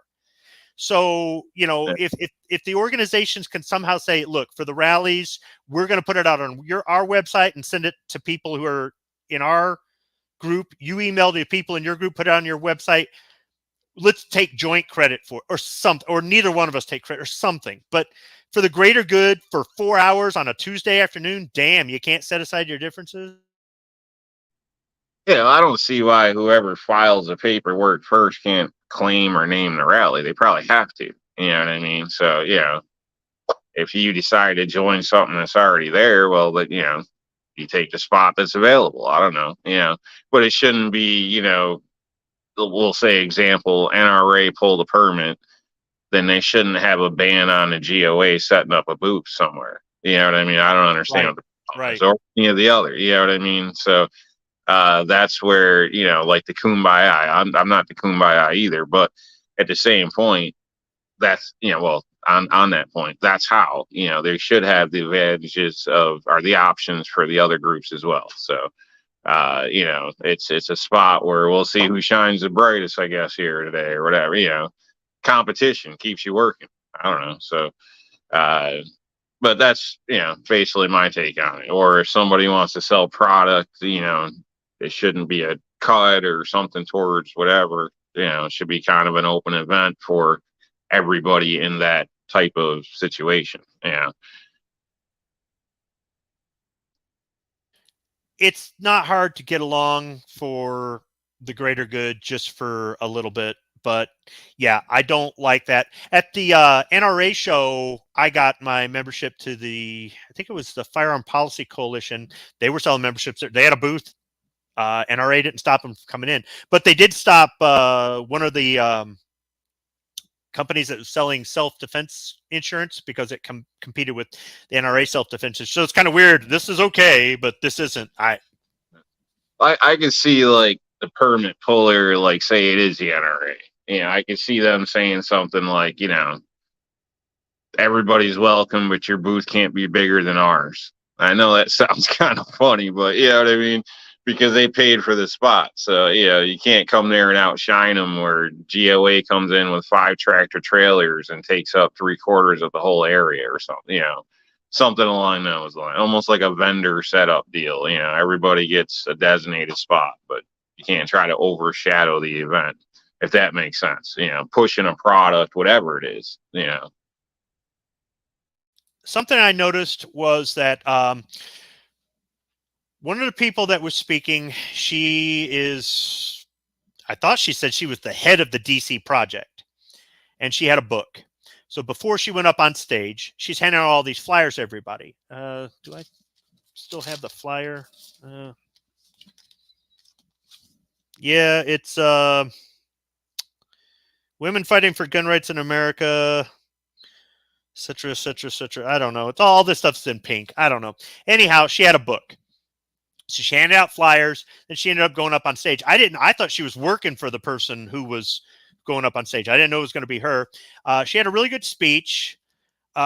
She had a mantra that she wanted us to chant. I don't normally chant mantras, so I didn't do that part, but I thought the rest of it was really good. She did talk about her book for a matter of seconds. And the way I understand it is all she has to do is just mention it, and boom, she could write her trip off on her taxes. Hey, I'm all about that. Screw the IRS, all right? They're thieves anyhow. But if that's all it takes, if you're just mentioning something just so you can write it off on your taxes, I support you. And if you want to mention it briefly to say, hey, look, if you want to know more about me, I'm so-and-so, I'm with this organization, I've got, I have books, or I have a YouTube channel or a podcast, there's nothing wrong with that. But when you push and you push and you push and like if you start off your speech talking about you and your product, in the middle of the speech, you and your product, and the end, reminding everybody to buy your product, dude, you totally lost me. You're just there to cash in. There was a guy there who was a member of the Libertarian Party of Michigan, one of the officers of the party. He didn't push joining it, but he did let people know. And there was somebody up there who I think was a firearms instructor and might have mentioned the books that he was selling too, but they were very brief. If you just lay into that stuff heavy, I just think that's kind of overkill. But if you're helping to pay for this, you're helping to organize this, and once again, you can write it off on your taxes. Do what you have to do to write it off on your taxes. I get that. Or if people say, hey, who are you? What are you? We had a gentleman at one of the rallies years ago. He was arrested and was in jail for 1.5 years before he actually got to court. He was trying to protect somebody. He didn't do anything wrong. The 2 guys that were committing the crime ran off, and the police never found him. And the guy still got in trouble, even though he didn't do anything. And it was one of those raw deals that the government fails to do their job. Law enforcement fails to do their job. The justice system fails us, that sort of thing. And he had a book that he wrote, and it's available on Amazon or whatnot. I was going to buy it, never did, but maybe one of these days I'll get around to buying it. He's selling the book to recoup his legal costs from years ago. He's up to his ass in debt in lawyer fees and legal costs, and he's just doing it for awareness. I mean, he spoke about his situation and whatnot, but he's selling the book to recoup his costs. So there's some things that I think are legit, and if you handle it in a tasteful kind of manner, you can do that. Or if you want to bring up, if you're the organizer of the event, you want to bring up the fact that big FFLX over here in this city, paid for this today. Let's give him a big round of applause. Yeah, but some of the other stuff, it's just a little bit over the top. And yeah, I'd like to see just not as much of butting of heads and that sort of thing. If you're a YouTuber and you're there and you want to promote it, you want to go live from the show, or you want to do a video about it or whatnot, that's great. If it turns out YouTube isn't going to monetize your video and you go, fuck this, I'm never going to broadcast from a show again because I'm not making any money, don't fucking go. Just don't tell me you're pro Second Amendment, and the instant they demonetize you, you're done with it. Screw you. You're a shill. Yeah, I don't think it should be an infomercial when they get up on the podium there, grab the mic. Personally, not a fan of that myself. Nor do I really care about a long bio or any of that shit. If you're up there, in my opinion, it should be there to make, a powerful statement, try to make a point. Everybody running through the same shit gets old. Like, when you're standing there, sometimes in the cold, in the rain, or maybe it's the heat, yeah, everybody coming up and just saying, oh, I support the Second Amendment, rah, rah, here's my product or something. I don't care. I don't care if it's a training course or whatever. Yeah, you're there for an impacting statement or something. You want to hear something that moves you. I don't know. At least me. I don't know. I don't really care, your life story or what you're selling. Man, I usually skip over commercials. I don't even watch TV. It's all bullshit. Well, I think there's a way to do it that comes off as tasteful and respectful and logical, and there's other ways you just like I will say, when it comes to representatives, local representatives, then I can understand them going on a minute, telling a little bit about themselves. You know what I mean? Because they're trying to get the vote out there.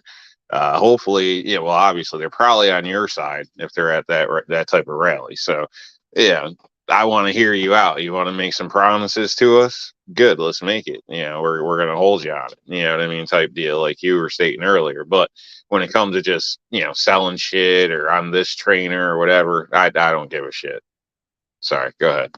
No, Yeah, I'll be right back. All right.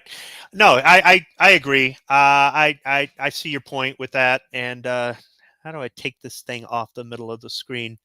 I don't know. As one of these buttons, show, hide. I don't know. Click here. No, now we're getting hide. How about, there we go. All right. Yeah. You think by now I'd figure out how to work this damn thing. So yeah, those are just some things about Rallies. Why is he in the back here? Add to stream. I don't know what happened to him. You and your damn rules. Oh, did you kick yourself out? Yeah, somebody's got to follow the rules around here. Shit. Oh, all right. Yeah. All right. You made too many damn rules. You can't even regulate them. You see that? I'm too busy trying to fail as a host. Yeah. So rallies are rallies are something that people have different opinions on. Rallies are things that I think are effective in more than one way. And I think if you really are pro Second Amendment and you have the means, you should at least try to go once. Sometimes even going to another state helps your friends in that state. All right. When they see heads there, they don't know how many people are voters there and how many people aren't. All they see are, holy crap, 1,000 people showed up. 200 of them might have been from the adjoining states, but they don't know that. So it doesn't hurt to help out your friends in other states as well. You can't vote there, but at least you can show up and support not only that state, who, by the way, if that state loses, then your state is next. If that state wins, then your state is next in some ways. Sometimes the neighboring black, you should definitely go. I'm just saying, I don't want to cut you off, but all these rallies I go to, people seriously thank me for showing up. Like, I don't know what the deal is. I think, people always try to make gun people as racist or something like that. But you know, whether it was DC, all these different occasions, people literally want to stop and shake my hand. They're like so happy to see somebody of color at this thing, you know, or whatever their thing is. You know, it's like I could probably sell pictures for $5 being that black guy at the rally. So yeah, show up.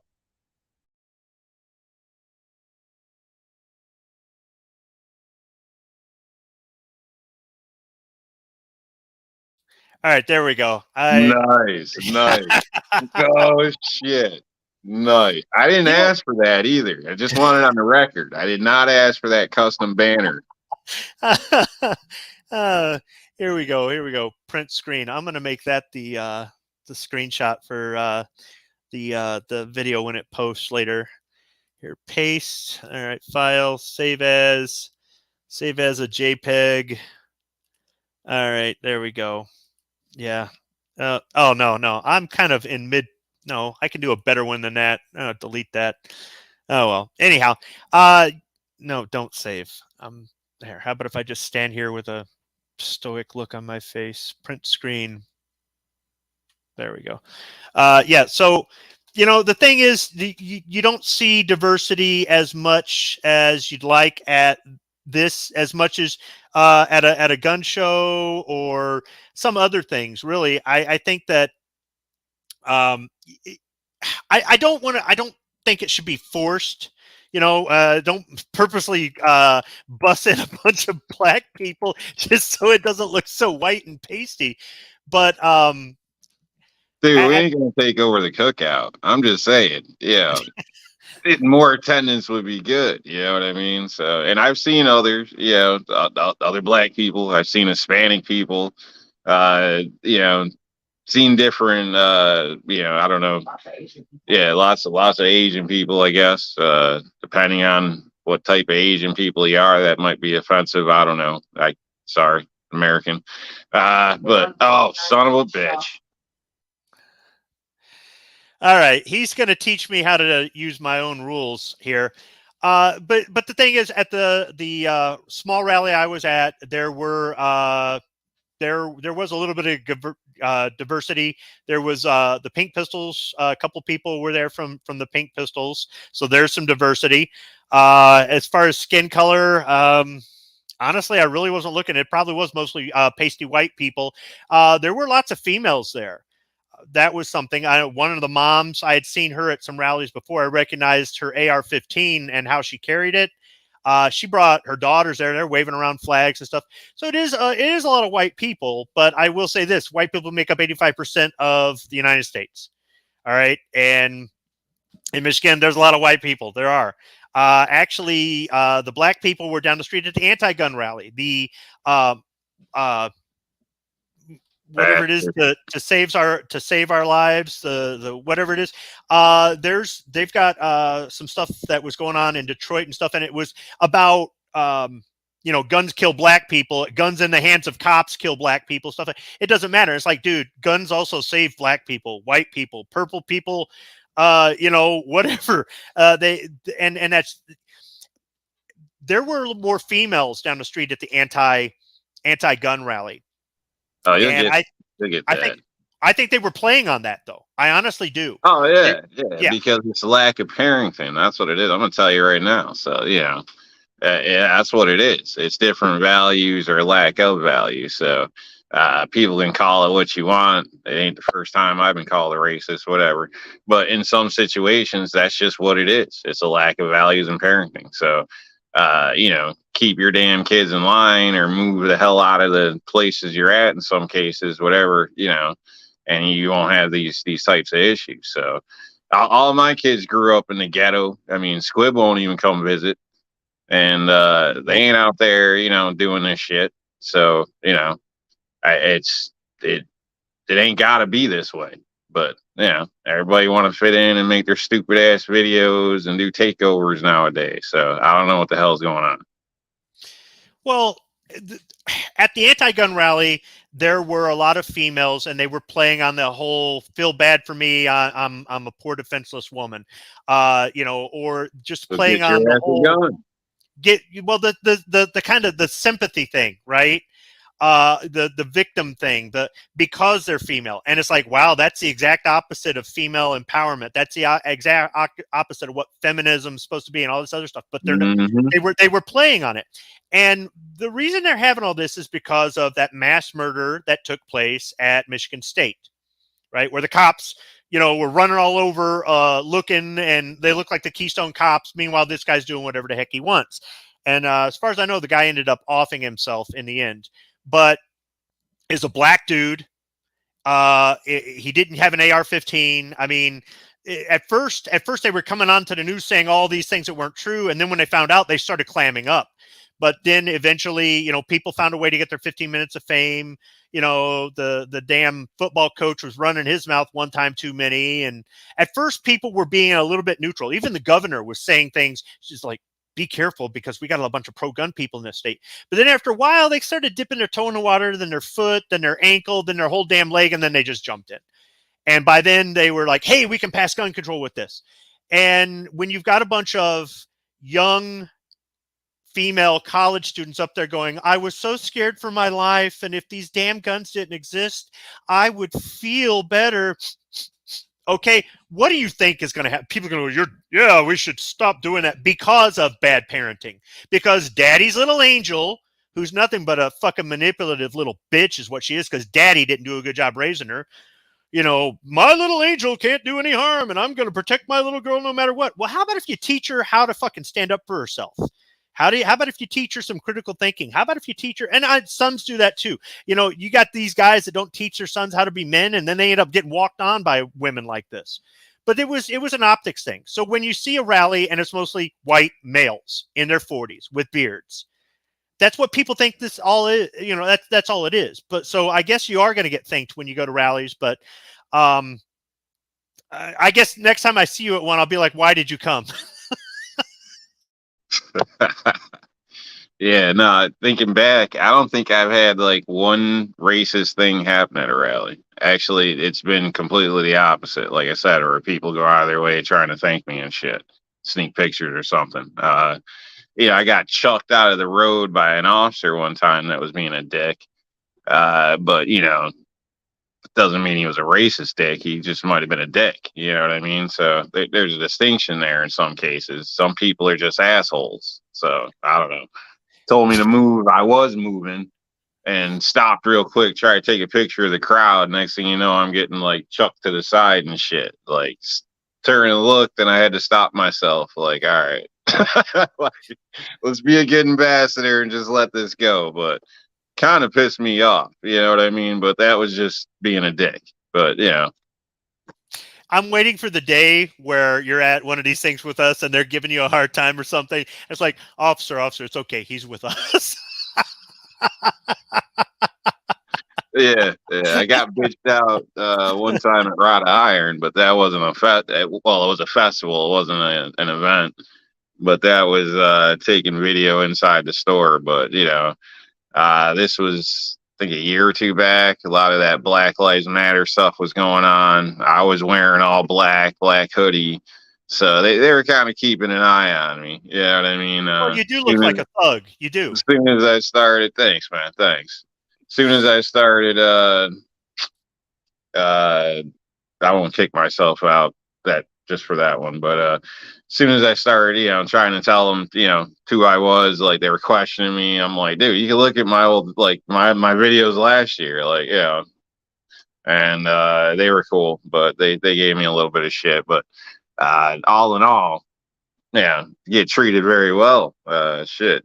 Once in a while, a free T-shirt or this or that. That's another thing I want to bring up about the events. Like, why don't we have companies like handing out ice cream to kids or some shit like that? You know what I mean? They do it every time election season rolls up with free phones and supposedly houses and all this shit going on. Why the hell us gun people aren't doing the same type of shit? Our free face painting, that type of shit. We should be doing that as well. I don't know. I know I'm jumbling things up here, but yeah, well, the show's not really organized because I didn't put the time into it. But no, it's still, you're bringing up something is just some things to show. Look, we're regular people, community activities. We get involved. We're parents. We're spouses. We're siblings. We're voters. Teachers, We're doctors, employers. We're employees. Yeah, yeah. And doing some things like that, not just to kind of give the kids something interesting to do or whatever, but these are. How do you get people to show up to a rally? You give them more than one reason, and that's why I think it's important for people to see it as more than free just a shit works, man. two-way. Well, another thing you mentioned the T-shirts. How about if you had a sponsor, right? Like the biggest gun store in the state bought T-shirts, so everybody could put a T-shirt on at the show, so we all look the same, right? I know diversity or whatever. Yeah, but when you see some of these anti-gun organizations, they all got on the same shirt, or they all, Uh, I don't know. That might get attention. It's like, why are all these people wearing the same? Oh, okay. Something. I don't know. I think that there are plenty of people out there with the resources to make these more effective, make it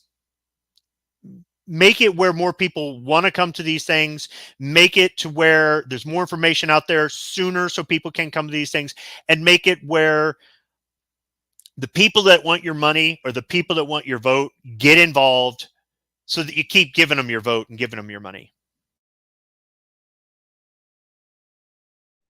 Let me see.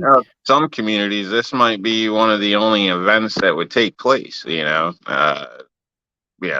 smaller towns. I don't know, 10,000 people, something like that. You might have the local fair and something like this, some other gathering. I mean, it could be a community event. A lot of things could start off from it, because obviously I'm not just speaking of rallies. I'm speaking of community gatherings in a sense. I think it'd be a good thing. Or if you got a gun company in a town somewhere or whatever, once a year, throw up a damn little cookout barbecue thing or something for the people out there. And I don't know. People seem to really appreciate that type of stuff, where you could change some minds or at least bring people in. Yeah, that would help if they had a cookout, especially like, let's say you had a restaurant and you're pro 2A and you had stuff to take to events because you do catering or other stuff like that. And you go, hey, look, I'll volunteer to cater this thing. Something like that. I'm saying that the people with resources can get involved. If you're going to say, well, I'm nobody, I don't have resources. You got $5 you can put in a little coffee can. Can you help us set up, tear down? Can you get the word out? Could you mention at the gun range this Sunday that next Sunday there's going to be a rally? There are all kinds of things you can do that don't cost anything. But for some people, they've got the money, they've got the resources, they've got the van we can use, they've got the sound system we can use, they've got the flag, they've got the. Let everybody volunteer to help and be involved. Don't just be like, no, that's okay, I'll find a way to do it and take all the credit and all the. There are ways to turn it into more. I mean, you don't want it into a picnic and nobody pays attention to what they're saying on the stage, or all the flyers that get handed out ended up as trash, and then somebody does forget to clean up afterward. But there are ways to more or less normalize it, which is something that one of the speakers was saying. Well, he said it because I said it in front of him like 30 minutes before he went up on stage. And I was trying to explain how the way we act and what we do, and then how we behave when we leave this place, how we behave at home, how we behave at the gun show, the gun range, or wherever we're at, normalizes stuff like open carry. Because I could tell some of these people were new because they were totally anti-open carry. Well, yeah, a lot of new guys are. That's because they didn't know a damn thing about guns or give two shits about the Second Amendment until something happened and they said, hey, I think I'll get a gun. And because I'm an idiot, I'll go get training. And then the instructor goes, the only thing you need is a concealed carry piece and this piece of paper here that says that you have permission from the government. And they're going, yeah, I'm one of the cool kids now because I got this piece of paper. I conceal carry. Oh, that open carry, that's bad. You're right, it's bad. Okay, Mr. Tight T-shirt, it's bad. It's like, dude, if open carry is allowed at your state, why wouldn't you do it at a rally, right? So I could tell these guys had just gotten their guns. They had just gotten their concealed pistol licenses. They're new to this sort of thing. And there were. And it doesn't mean I don't want them there.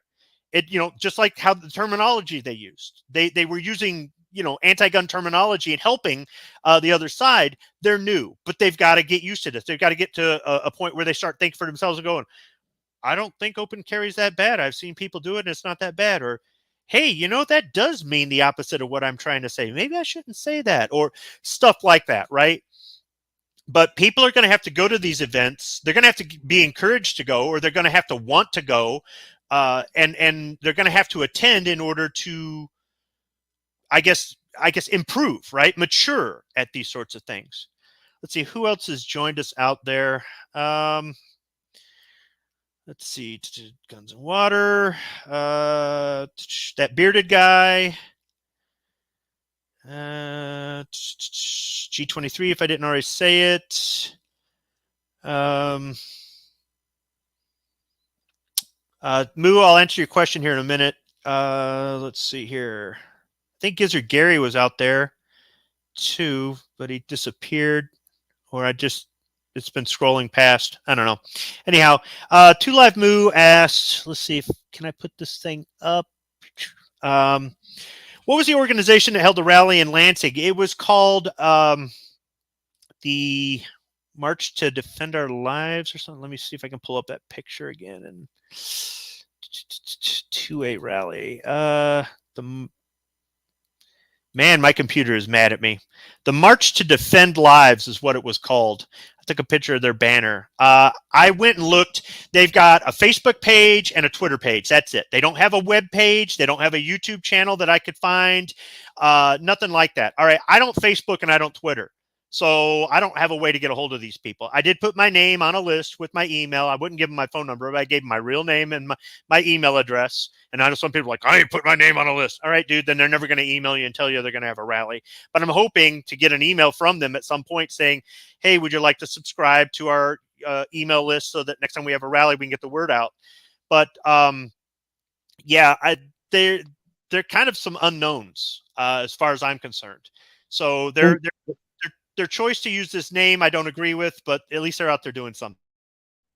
I think the communication, obviously, how the communication takes place is part of the problem. It seems like a lot of people just rely on what's easy, which is an email. And I think these organizations should do something along mailers or, maybe radio ads, something, to get word out a little bit more in some sense. However that can be done, but a lot of these people, like the gun shop owner I was referring to earlier, like I don't even know if he could turn a computer on, man. Like he's diehard 2A veteran, but yeah, he ain't screwing around with any of that type of shit that I know. He's in that type of generation where there's no point in trying at this point. You know what I mean? And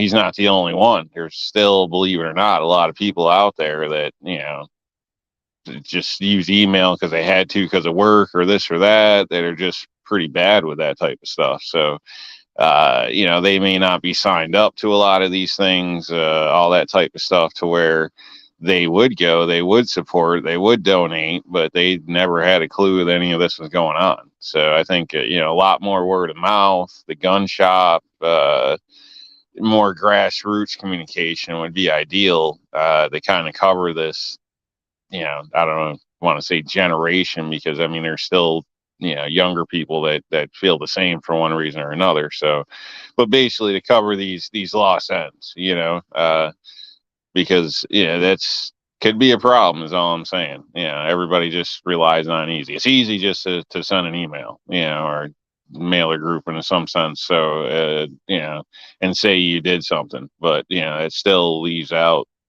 a big chunk of people. So You're right. You're right. I don't know. It'd be kind of whoa, interesting. did we just agree? On a rare occasion, we do. Yeah, You I asshole. know. There must be a rule against this. Yeah. No, there's not a rule on What? agreeing, but there What? is a. Well, let's see. Let me look through the rules, see what I can find. That hold on a minute. Should wait. Do I need to put in a rule about power outages?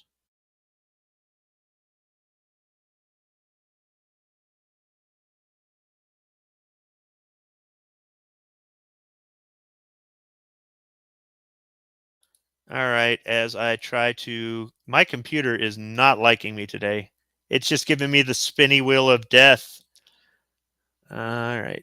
Nope, wrong one. Because you added too many rules already. Yeah. Let's see. An apology is not an agreement. I was being a respectful asshole. That wasn't a pleasantry. Um, my chair's not squeaky. Yeah, no, we're good. We're good. So yeah, on occasion we actually do agree. Nice. I know that the basis of our friendship is disagreements. That seems to work, but yeah, on occasion we do agree. I don't know. It'd be nice to see something like that. It'd be nice to see some better organization, just some other things going on, something to kind of get people to not be so no, encourage people not to be so standoffish about these things, about what they mean, or just I don't know, just kind of entice people to give it a try. Give it a try, then make your judgment. But don't just I mean, not everything do you have to try in order to have an opinion on it. You're allowed to have an opinion on it, but sometimes your opinion can be ignorant. I'm not saying you have to do something in order to have an opinion or for your opinion to not be ignorant, but there are some things that I would say walking a mile in somebody else's shoes might give you a better idea. Other things, no, no. And it's on a case by case basis with me. Somebody else may disagree. That's fine. That's your opinion. Opinions are like assholes. Everybody's got one. Well, I agree with you on that. Basically, this has become an agreeable show, but Yeah, yeah, with a geez. lot of different. I'm gonna switch to something a little bit stronger now. Yeah, I don't Yeah. know what you're doing, but yeah, a lot of things. Yeah, you should have some, some experience or whatever if you're going to speak on it. Other things like, I don't know, freaking crack or something like that. It's probably better to just look around and say, "Nah, I'll pass." Yeah. So if you've never gone to a rally, but you know of one in your area and you don't have a reasonable explanation why you haven't gone, give it a try. That's all I'm saying. If you don't, well, then whatever. But when they pass gun control in your state, just look in the mirror. You're part of the problem. So, if you're not in a position to do that, but there's other things you can do, take the time to do it. A lot of the stuff we do doesn't really cost anything. That's one of the reasons why I'm not a big fan of e-baggers. They talk, oh man, if you knew how much it cost me to, dude, there are people that turn on the camera in their car and talk to it and they make money. All right. I spent $20 on props today. All right. I didn't have to. Nobody put my arm behind my back. I'm going to get about 13 views on the video I make using these props. Okay. That was my choice. And it's the same thing with how much you're willing to put into the Second Amendment, whether or not you you put anything at it at all, or you're like Cheeto Man. You're sitting on the couch with your bag of Cheetos and your Mosin Nagant, enjoying your freedom while the rest of us do the work. That bearded guy. Let's see. And show. There we go. What whiskey are you drinking? I am drinking Traverse City Whiskey Company North Coast Rye. I got into rye whiskey. A friend of mine mentioned it on one of his videos, so I thought I'd give some a try. And I was like, that's kind of different. I don't know. So I got another one, gave it a try, and I'm like, okay, I'm starting to get a taste for this. And probably by the time I was on the third rye, I was like, okay, I like this. Well, come to find out, I've had rye whiskey before, and I had no idea. And apparently, I must have liked it because I found the bottle was only about a third full, and I had it for years. It was in the back of the liquor cabinet, and I'm like, oh. So rye whiskey has a kind of a different taste if you used to like Canadian whiskey, which is really kind of sweet, or if you used to bourbon, which how do I describe bourbon? Oak and honey, right? Rye's kind of got a little bit of a spice to it, not like a hot and spicy, but kind of like a cinnamon.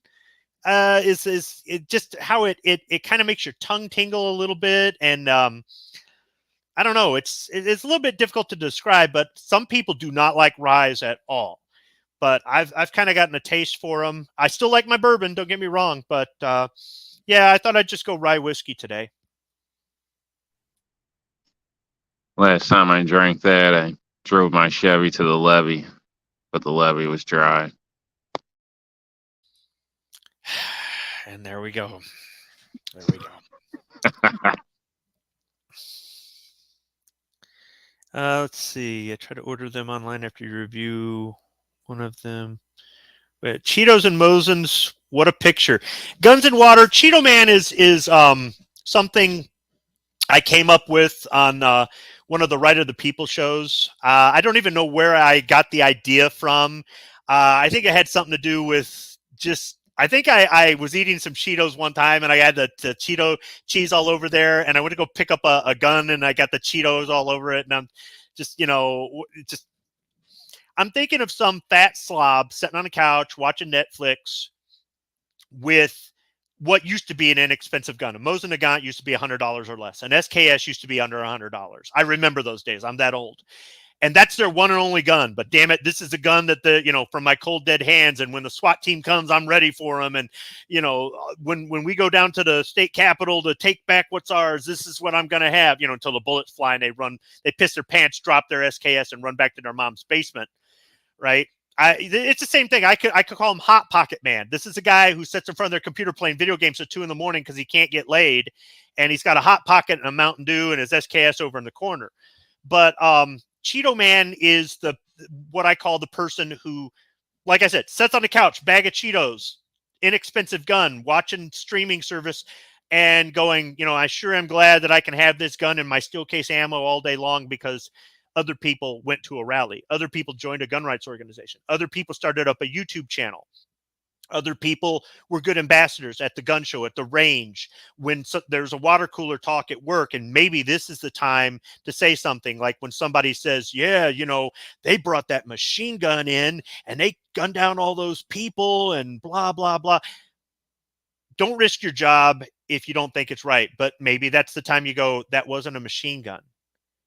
Well, it looked like a machine gun. It's a semi-automatic. There's a difference. A machine gun, pull of the trigger, it's going to fire a burst, or it's going to continuously fire until you let off trigger. A semi-automatic, every time you depress the trigger, it fires one shot. There is a difference. Well, if it was a machine gun, it's illegal. Well, actually, they're not illegal. You can get them. What you have to do is fill out paperwork, pass a background check, pay a tax stamp, wait, and then pay a lot of money for this thing that you have to keep locked up in your house, and you have to report to the local law enforcement, and you can't take it here, take it there without getting written permission beforehand, and blah. Wow, I didn't know. Yeah, it's all true. This is why I say arm yourself with knowledge. Understand what all these Second Amendment rights are about, and then maybe not necessarily at the water cooler at work or at the Thanksgiving dinner table, but then again, maybe you have to make the judgment call if that's right. You go to HR and they go, people are now scared of you. Dude, you made a bad call. There's something on the news after Thanksgiving dinner and your anti-gun family's just running their mouth. Maybe it's time to slip something in cleverly and just shut them down, right? Or you go, screw this. Every time we've had this conversation, it's been a fight. They're trying to trick me into a fight. You need to be the person that judges that. But arm yourself with knowledge. Don't go out there and use inaccurate terminology, inaccurate facts, right?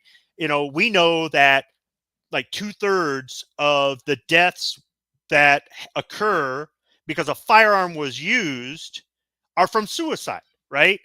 If you want to get specific numbers, go online, go look up the FBI statistics and just Google it, have it on your phone, or whatever it is. But just be careful. Don't start spouting things in ways that somebody can defeat you. And if I had an anti-gun family member once say something about some crime that happened in another state. And if they just banned those damn high capacity magazines, this wouldn't have happened. I go, they're already illegal there. And he goes, they're illegal where I'm at too. And I'm telling him, no, they're actually not. They banned them in this state and the guy still got them, but in your state they're not. And he's skimming, through trying to look, and he goes, look, and it's like, no, dude, that was a proposed law that never actually made it. It never got signed into law. people will skim the headlines and do quick Google searches because it saves time, and they'll get, lies, or they'll, what's their source? Bloomberg, right? You've got to know about this stuff in order to be able to shut them down or to not fall for the crap. So, I mean, there's more to being a Second Amendment guy than just going to a damn rally. If it's not your thing, it's not your thing.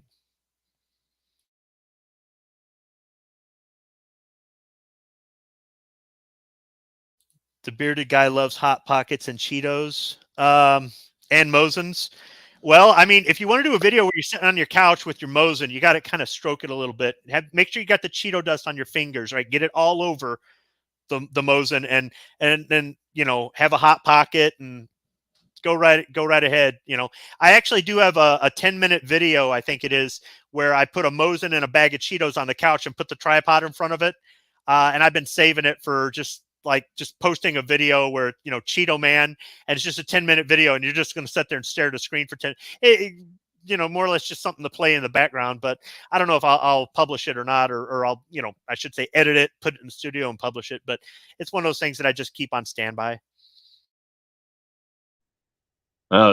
Yeah, keep an eye out. I don't want to drop names, but there's rumor that somebody out there was looking at a Cheez-It, I don't even know what you call it, chiclet or something, one of them wrestling outfits. Huh? Yeah, Singlet. Yeah. So somebody out there was just in conversations with people about buying one, and apparently they plan on wearing it and doing some type of show or something. So you just might want to keep an eye out there. I don't know.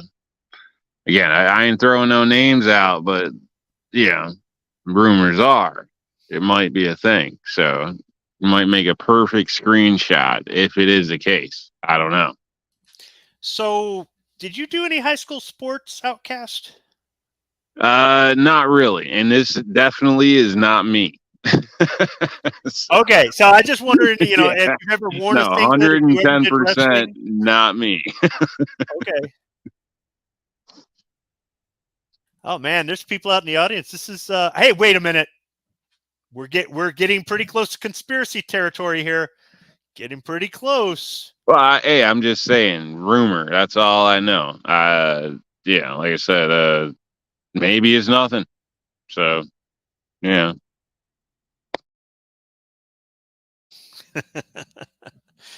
So I know I've gone on for more than 2 hours here about Second Amendment advocacy.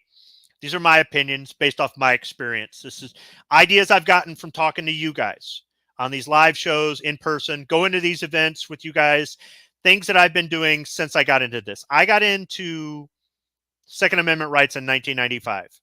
I'm not like this hardcore, I'm a member of this organization and write for their newsletter, and I'm the vice secretary of whatever for this group and all this other stuff. But before I ever got on YouTube, before there was a YouTube, I was doing things, and I didn't have to have anybody else tell me to do that. Don't take this live stream as me trying to tell you what to do or how to do it. But I hear all the time people go, I don't know what to do. What can I do? There are so many things you can do. Some of it costs money if you choose. Some of it doesn't. Some of it is your time. Some people have got more money than time. Honestly, I'd rather throw money at it and make it go away than work on it. I would. I'm one of those people. But it doesn't mean that I won't work on it, or that sometimes I'm there going, I'd rather have this money for a vacation, so I'll work on it, or whatever it is. Or it's a combination of both. Some of your money, some of your time, whatever. But it's got to come from in here. You've got to have the passion for it. You've got to want it. If you don't, you're just being fake. You're just out there selling a product and being fake like everybody else. But I thought that the rally on Thursday would be something that I could use as inspiration to talk about my opinions about rallies. We can hear about New York Outcast or anybody else who could have jumped on the show, their opinions, their experience. I have no problem with somebody coming on here telling me that they don't agree with me. You don't have to agree with me. It's weird that Outcast and I agreed on two things. This is, but he's also not here to be, we're not doing the good cop, bad cop.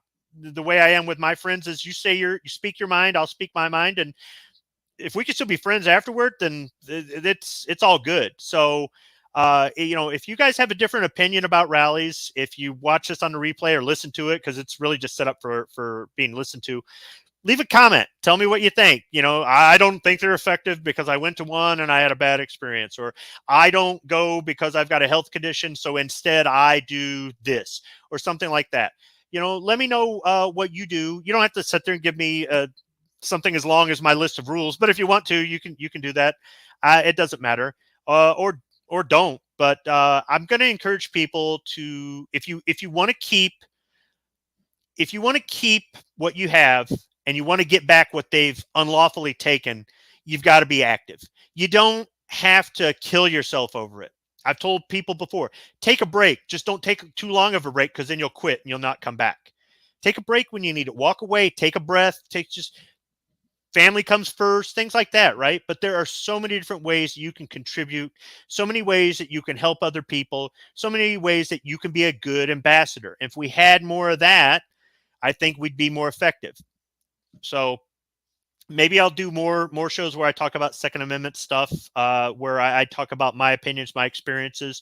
But what I'd like is for more people to talk about theirs than just me talk about mine.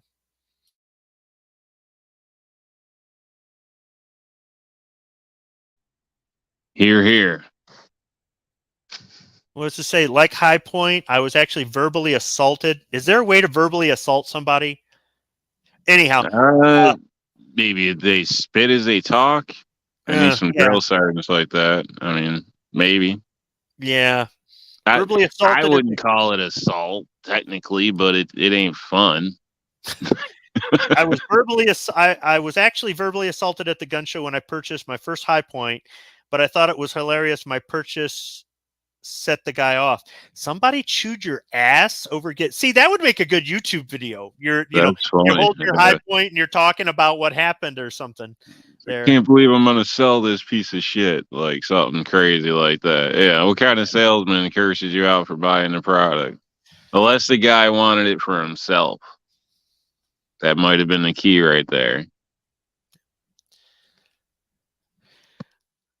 All right. Well, I've been trying to figure out for the past 17 minutes how to shut this thing down. But other than the power going out again. So I'm going to go ahead and wrap it up. I'd like to see. Okay, Outcast. I didn't say anything in there about saying thanks. It's just whether or not it's sincere. Maybe I need to be more specific about that. Add another rule. Don't say thank you unless you really mean it. But I guess I want to say thanks to the people out there in the live chat. Doggone it, bearded guy, you're leaving another what? We already had this talk in the past, did we? Was I drinking? I do go to my state's rallies, but don't travel out of state because of my health and meds. Put away a few bucks to do. Okay. I don't remember it, but okay, sure. Anyhow, I've been trying to figure out a way to shut this down. Appreciate the people that came out to tune in for this. Appreciate some of the comments out there that kind of help with the topic of the show, and definitely appreciate my co-host coming on and giving more than just one person's opinion on this. I'm not. If it's an opinion thing, it's an opinion thing. When it's a fact thing, it's a fact thing. So the more opinions that we have out there, the more that gives other people to think about, even myself. Just some ideas. It doesn't mean that I can't think on my own, but every now and then somebody says something I didn't consider. So I welcome different opinions. You never would have brought up the black thing, would you? No, but you gave me an opportunity to what is pick that? on you. PC stuff? Don't be all PC, man. Tell people to get their ass out there. Well, get your minority ass out there. Get your minority ass out there. The thing is, I really don't give a fuck what skin color you are. I might pick on you because of it. I really don't care who you like to fuck, or who you pray to or don't pray to, or what it is. What if you identify as a fucking kitchen appliance? I don't care. Well, What I let's care about. take that racist shit out of it. You know what I mean? It's like they always want to do that divide, and it's just one more step and this and that. We know it's bullshit. Come on now. Come on. Let's, yeah. You're doing what we do to Rick, aren't you? You fucking asshole. All right, so guys, if you don't know, as panelists on Rick's Life is, as I see it, he likes to do the show for like an hour, and then he used to say he had to feed his cat, so his cat's died. Now his thing is, he's got to go eat, because as if Rick doesn't need to eat another sandwich. But we'll try to trick him into keep talking and try to get him to go 2 hours, and we've done it before. It's been pretty funny. And he'd be like, "Hey, you guys got me to go 2 hours." I was like. So that's what Rob's trying to do. But really, I've just been droning on and droning on. I think if I had we're definitely good at that. How's the truck running? Yeah. Your app's still working good? Actually, no. But but that video I haven't finished editing. But if I had a panel, I could do less talking and let the panel do more talking. The show might end up longer, but I don't really expect people to jump onto this. I was surprised how many people showed up for their episode 0, the lost episode. But anyhow, appreciate you guys tuning in. If you're listening on replay, hopefully this helped you get through traffic or get through a shitty job or whatever it is. Just stay active. Stay active in the whole Second Amendment thing. Or if you're going to say it, then do it. But if you're not really 2A, then quit acting like it, because it's not, you're not being sincere. So, Outcast, you got any final plugs or anything else before I hit end broadcast? Yeah, for this show only, eat a salad and don't be a bitch. Oh, no. See, I like that. Or don't be a bitch, eat a salad? Either way. Oh. All right, guys. Yeah, I'm not going to use any taglines. I'm just going to say I'll talk to everybody later. Oh, wait, or I could do it like Rick. All right, let's see. I got to hit this button. What about the giveaway? And then he goes like this. He goes, all right, got to make Night Strike happy.